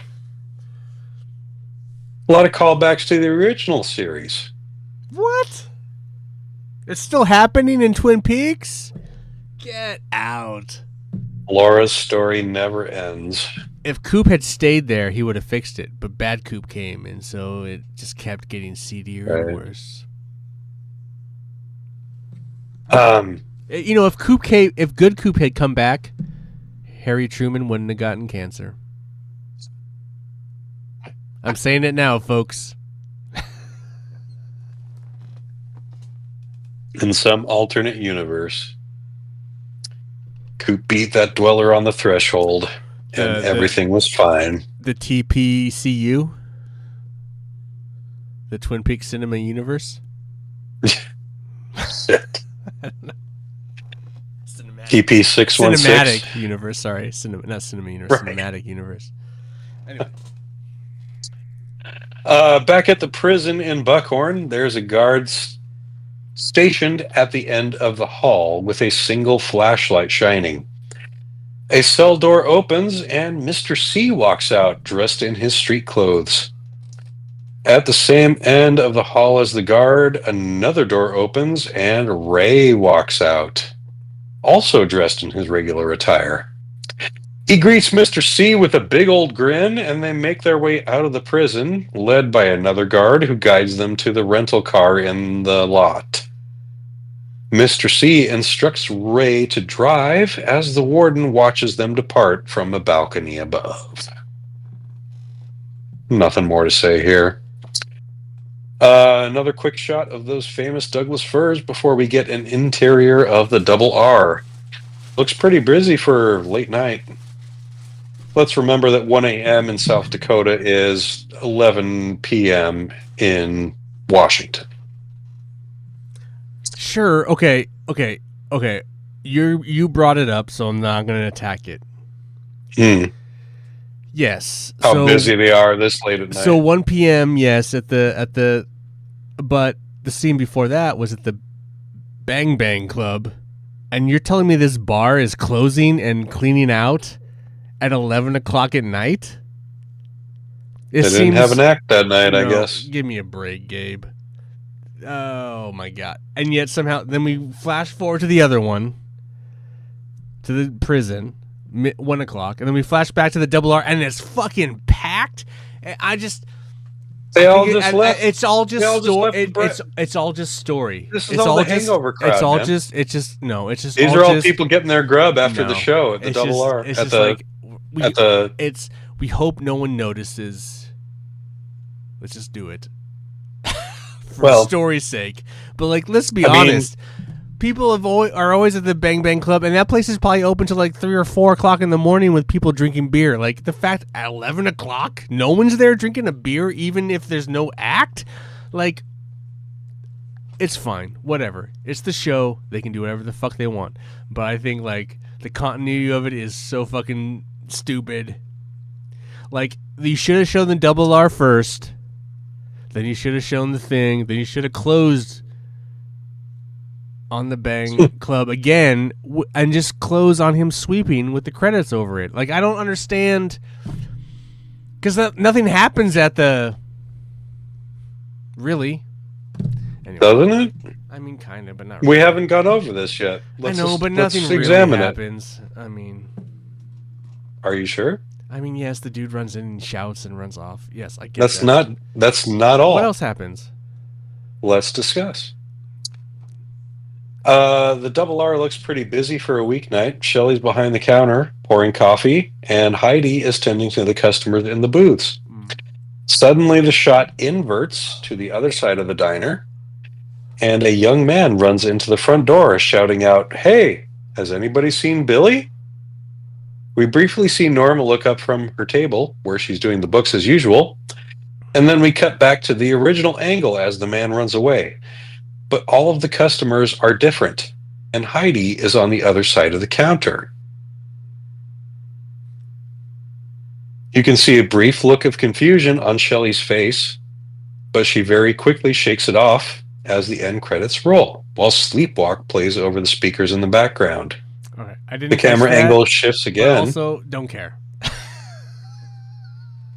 Because it's probably not important.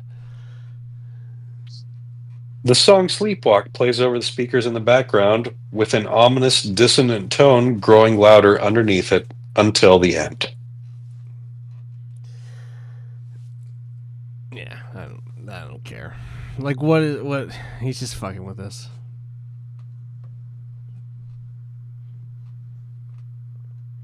I know a lot about what happens during the rest of the series that makes this scene seem a little more important in retrospect. Maybe. You think. So. But. Maybe. I think. You think. Maybe. I think. Yes. That's how it is with everything in this series, though. Is it connected in this way? Maybe. I think at this point, the show is just so kind of detached itself from me that shit like that. I didn't even notice. I just it shifted to her, and then he came, and it I just there's people, old people. Why are there senior citizens up at 11 o'clock at night at a diner? They'd be fucking passed out by now. That's the shit I was thinking about. Why are these old people here? None of these people would be up right now. If I'm at a Sherry's at 11, 12 at night, it's just teenagers. Why is it all these old people? I don't know. I just felt this was just That's what I was question. looking at. I was looking at it as like a real person, a human being that lives in the world and it exists, and I was just like, whatever. Here's a question. Have you ever had a dream like that? No. Where people switched? No, that's not the kind of dreams I have. Where you like look down and look up and the surrounding environment is completely different? No. My dreams are way more horrifying. Okay. I have those dreams where you're on a bike and you should be riding it, but you're just falling, flipping. And as hard as you pedal, you can't correct it. You just can't correct it. So you have that kind of dream. Or I just have fucking nightmares where monsters are attacking me through the walls, or spiders are attacking me, or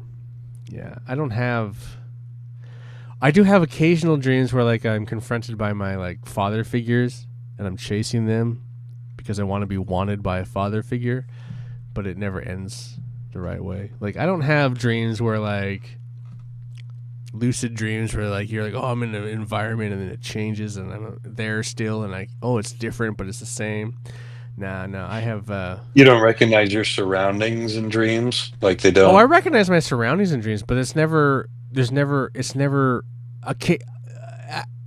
important to the dream. No, if you would say like, does it ever change? Like I could be in a dream where I talk to a person and then that person's face will change, but it's never like a whole area where everyone changes in the same area. It's like I could be like having a conversation with one person and then like, let's say my mom, and then it could change into my ex-wife.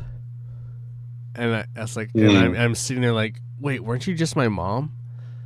Like, what does this mean? It's like, oh, it means that my mom and my ex-wife are the same person, probably. I don't know. But, like, I've never had, like, I'm in a situation and then it all changes, but it's the same setting. I've never had that kind of dream. Yeah, I have.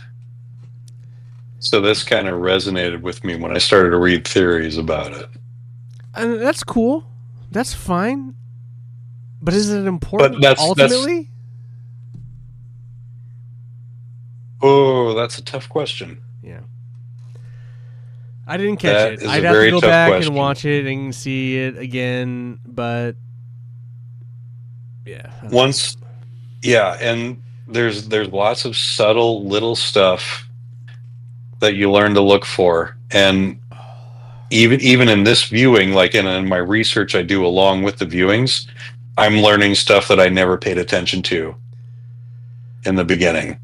I guess the problem with the show, Gabe, is that I don't care enough right now to really like. I watch it. I really think that's a big part of it. Maybe like I just watch it and I'm like, I'm not like it's really a show for the nerds because like I think this show is only made for the nerds. I don't think this show is made for new people. I don't think it was made for people that kind of casually liked the original series. I think it's made for the guys that were fucking nerds for the original, that have watched it over and over again, that have and I think that's why it's harder. It's even more harder for me to penetrate. While the original series is something that I kind of find interesting and kind of nostalgic and charming, I don't find this show charming or particularly smart or well acted or well executed. But I can see, well, if you were a huge fan of it, you'd be really into it. It's like listening to that difficult album from a band that you really like. Like, oh, I dig this. This is like, oh yeah, this is like that thing. But let me amend that statement. It's like listening to a difficult band from an album you like, waiting 10 years for them to put out another album. That's fine. No, exactly. Right? But it's still, but you're still gonna have a hard on for it. I just like, but without that 25 years of anticipation, you're not going to view that end result as favorably. And I 100% understand that. And then I don't have that 25 years dissection. Obviously, I have like we've been watching it incongruent. So like there is such a disconnection from that first 2 seasons to this, in my opinion. Like it's like 2 different shows. I know it is continuing on. Is. I can get it's continuing on from that story plot thread that thin plot. But it's two different shows in my opinion, and I don't know. It's way more abrasive, and I just don't enjoy it as much. I was fun kind of looking back, and this is kind of like it's a harder pill to swallow. That's where I'm at. And it's cool that you love it. That's awesome. No, I'm not, and I will never try to This take that away from you. I'm enjoying it less, and I don't know if that was what your point was, but I really enjoyed those first couple seasons, even how gnarly it got towards the end. But I just don't really. It's just I don't have the same romantic kind of view of it as I do those. I think that's a big part of it. I really do. I had a point I was going to make, but I just forgot it. That sucks. Sorry. But no, I agree with you in that this was more abrasive to me than the original series was. It was less palatable overall. And I think that's simply a matter of also the first season network you have no expectations for the first thing. Right. You have no idea what is this, and it's weird and it's goofy. You have an expectation. You have an expectation. Yeah. I mean, the original series follows expectations of what television should be. Sure. And then people came into that new season with an expectation of what Twin Peaks should be. And Lidge subverted even that, which is his right, as is it is his art. And, I knew plenty of hardcore fans who were not exactly pleased with what they saw in the end. In the first viewing, I was one of them. But what I really appreciate the most about it is, in the end, that it doesn't offer you the answers. That it allows you to draw your own conclusions and to make up your own stories and to take your own tangents. Sure. Because there is so little art, particularly on television, that gives you that opportunity.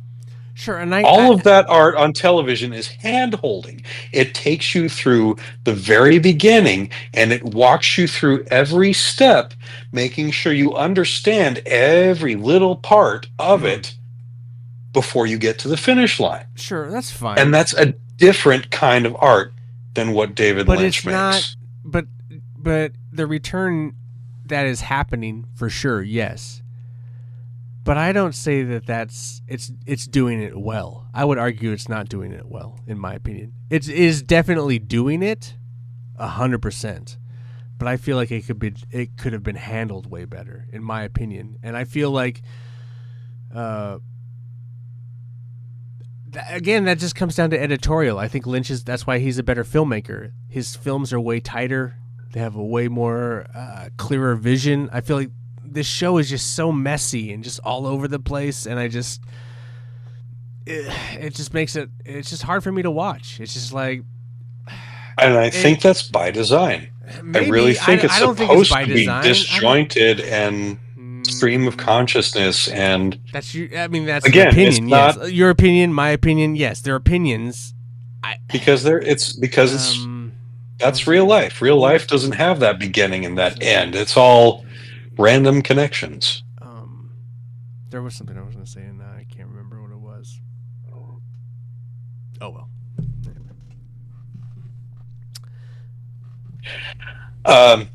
Well, I did have supplemental material, but I think we can save it. Okay, sure, whatever. We've already done plenty for this week, I think. We tried. I tried not to rant. Bloat, folks. No, this wasn't ranting. This was conversation. I feel like this was a good exchange of ideas. I really feel like this was genuinely more of a conversation than a lot of episodes we've had. I've tried very hard this episode, last episode. I know the previous episode before that was me just fucking being crazy Ian, and And, I took it in, I kind of turned it on myself. It's like, hey, I don't think, it might be kind of fun for some people, but like ultimately it's not fun for Gabe and for me. And it's like, I need to like kind of like shut that off and just like watch it critically, share my opinion, share some good things, some fun things, and then some criticisms, but not rant on it anymore. And I that's really what I'm trying to do moving forward, Gabe, because ultimately, I want to respect you. I know you love this. I know there's a lot of people out there that are watching this that love this show. I don't want to alienate them. It's not really something it's not hitting on me right now. Like, I had fun. I hear you. I had fun with the original series. I thought that was a fun kind of throwback, fun thing to do. This one's hard for me. It's like, this is really difficult for me. So I'm trying to like hang in there. We're still doing over 2 hour episodes with this. So, right. like, obviously, Yeah. I have a lot to say, a lot of stuff I can share. Maybe it's more constructive. Maybe it's criticism. Maybe it's constructive. Maybe it's not. But it's like, at least it's another point of view. But I'm really trying hard not to rant. So, no, I really appreciate you're making a great effort. You really are. Like, there's criticism and there's complaint, like I said, and this has been criticism. You have not complained. It is very entertaining show. Having to watch it is just like, what the fuck all the time. Yeah. I just feel like, it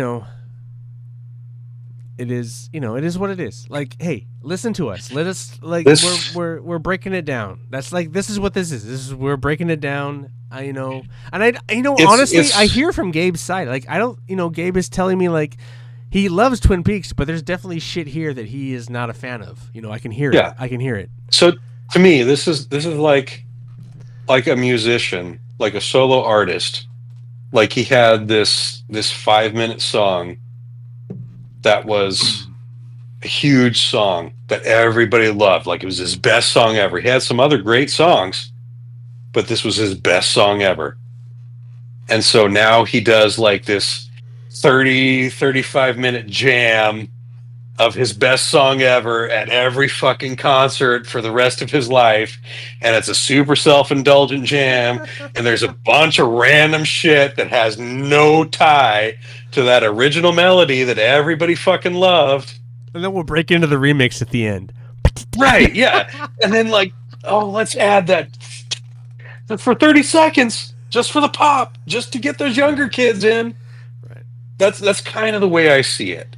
Is like, this is his favorite piece of his own art that he's ever done. And as an artist, I get that. You as an artist, taking it and he's riffing on it, and he's starring in it though. He's everywhere with it. Fun. He's just having fun, and that's cool. Somebody, he's having fun. And if somebody gave you the money to do that, yes, and said, just go wild, explore this idea to as far as you can take it. He's having fun with his friends and his like other colleagues and his colleagues. With. Yeah, it's just like, I get it. I would 100% do that experience.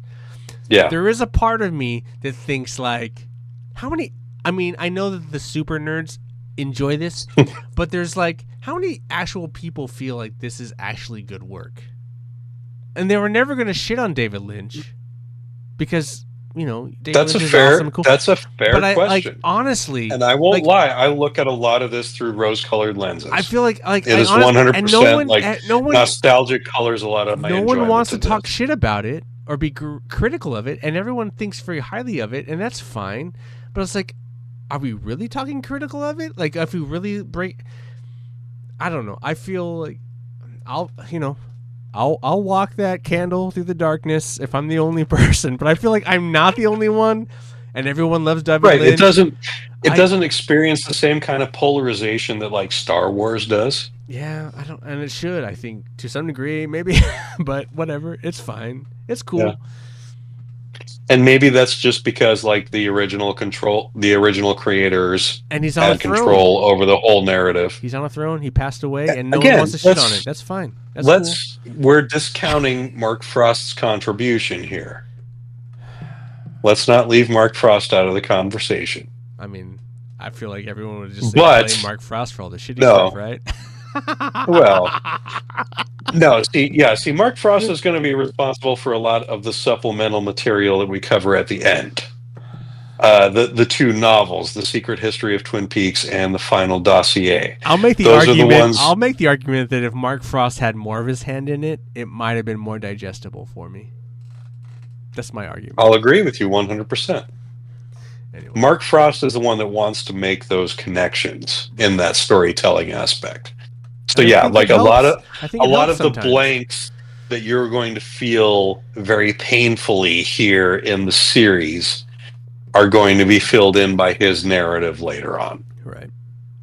So anyway, okay. Without saying too much, we did it. Yeah. Episode we did it. 7? Episode part 7. Part 7. Is this episode 40? I think this is 40 for 40, us. 40 part 7. This is number 40. Yeah. Middle age, ladies and gentlemen. What? But does that mean we're gonna coming up next how many do we have left? 11? 18 episodes? Yeah. That means we're gonna cross 50. Oh, we knew that all along. That was the plan all along. I mean, I know you thought. I did. I just really never thought about it. Yeah. No, I think we're actually, with extra bonus episodes, we're going to be at 51 or 52 when we finish the run. 52, a deck of cards. DC. Maybe 50. Maybe 53 with supplemental material. Maybe 50. We'll add a joker there. Maybe 54 with the release of the drinking episode, the mixing drink episode, which I haven't released yet. Oh, we're going to have, we should have a multitude of drink recipes for the final. I know, but I do have one I edited perfectly, and I just haven't released it ever. It's just sitting I just have send me the draft of that. I'd love to see it. I just want to see what it's like, just for fun. I'll send it to you, and if you don't want us to release it, it's fine. Anyway. I probably wouldn't mind. So that's part 7 in the bag, folks. Next week is what a lot of people consider to be the pinnacle of weirdness for Twin Peaks. And the 9 Inch Nails episode. That is the 9 Inch Nails episode. But that's not necessarily relevant to the weirdness. There's a lot more weirdness than that. So anyway, next week, got a light? If you know, you know. I guess I don't know. You don't. But everybody else who's watching, who has watched, does. And that's all they need to hear. So, from me, Gabe, from my friend Ian, thank you all for watching, for listening. We hope you enjoyed, and we hope you join us next week for what will maybe be our biggest episode yet. Oh, our biggest episode. Maybe the most important. Is this where I turn a corner, like I fall in love with the show? It's no. I don't think so. But this episode, this is the biggest episode that we're going to watch next week. This is the one that made me want to force you to watch Twin Peaks. Finally, so this is the biggest. That's why 9 Inch Nails is on it. This is the most bizarre. Does 9 Inch Nails show up again, or is this the only episode? No, they're a one and done. Oh, that's too bad. But I can't describe this hour of, whether you want to call it television or whether you want to call it film. Is Audrey in it? No. But I've never seen anything like it before or since. It defies description. Oh my god, you are really building it up. Do not do that. I am. Like, I'm gonna be like, this is what Gabe thinks about film. Like, no, I'm just kidding. No, you're fine. I love your excitement for it. I just I fear for your excitement for it, and I'm just like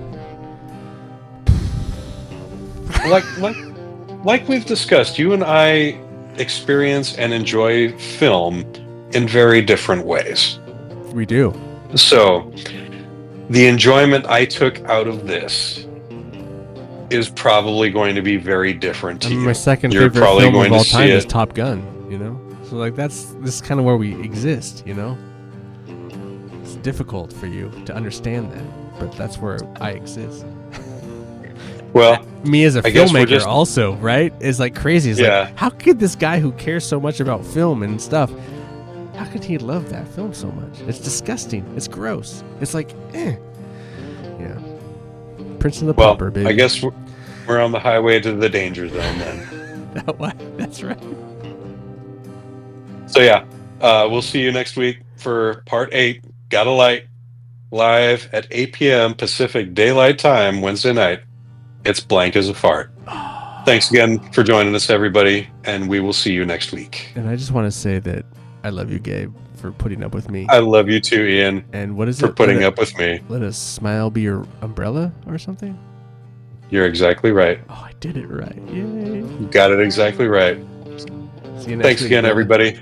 Take care.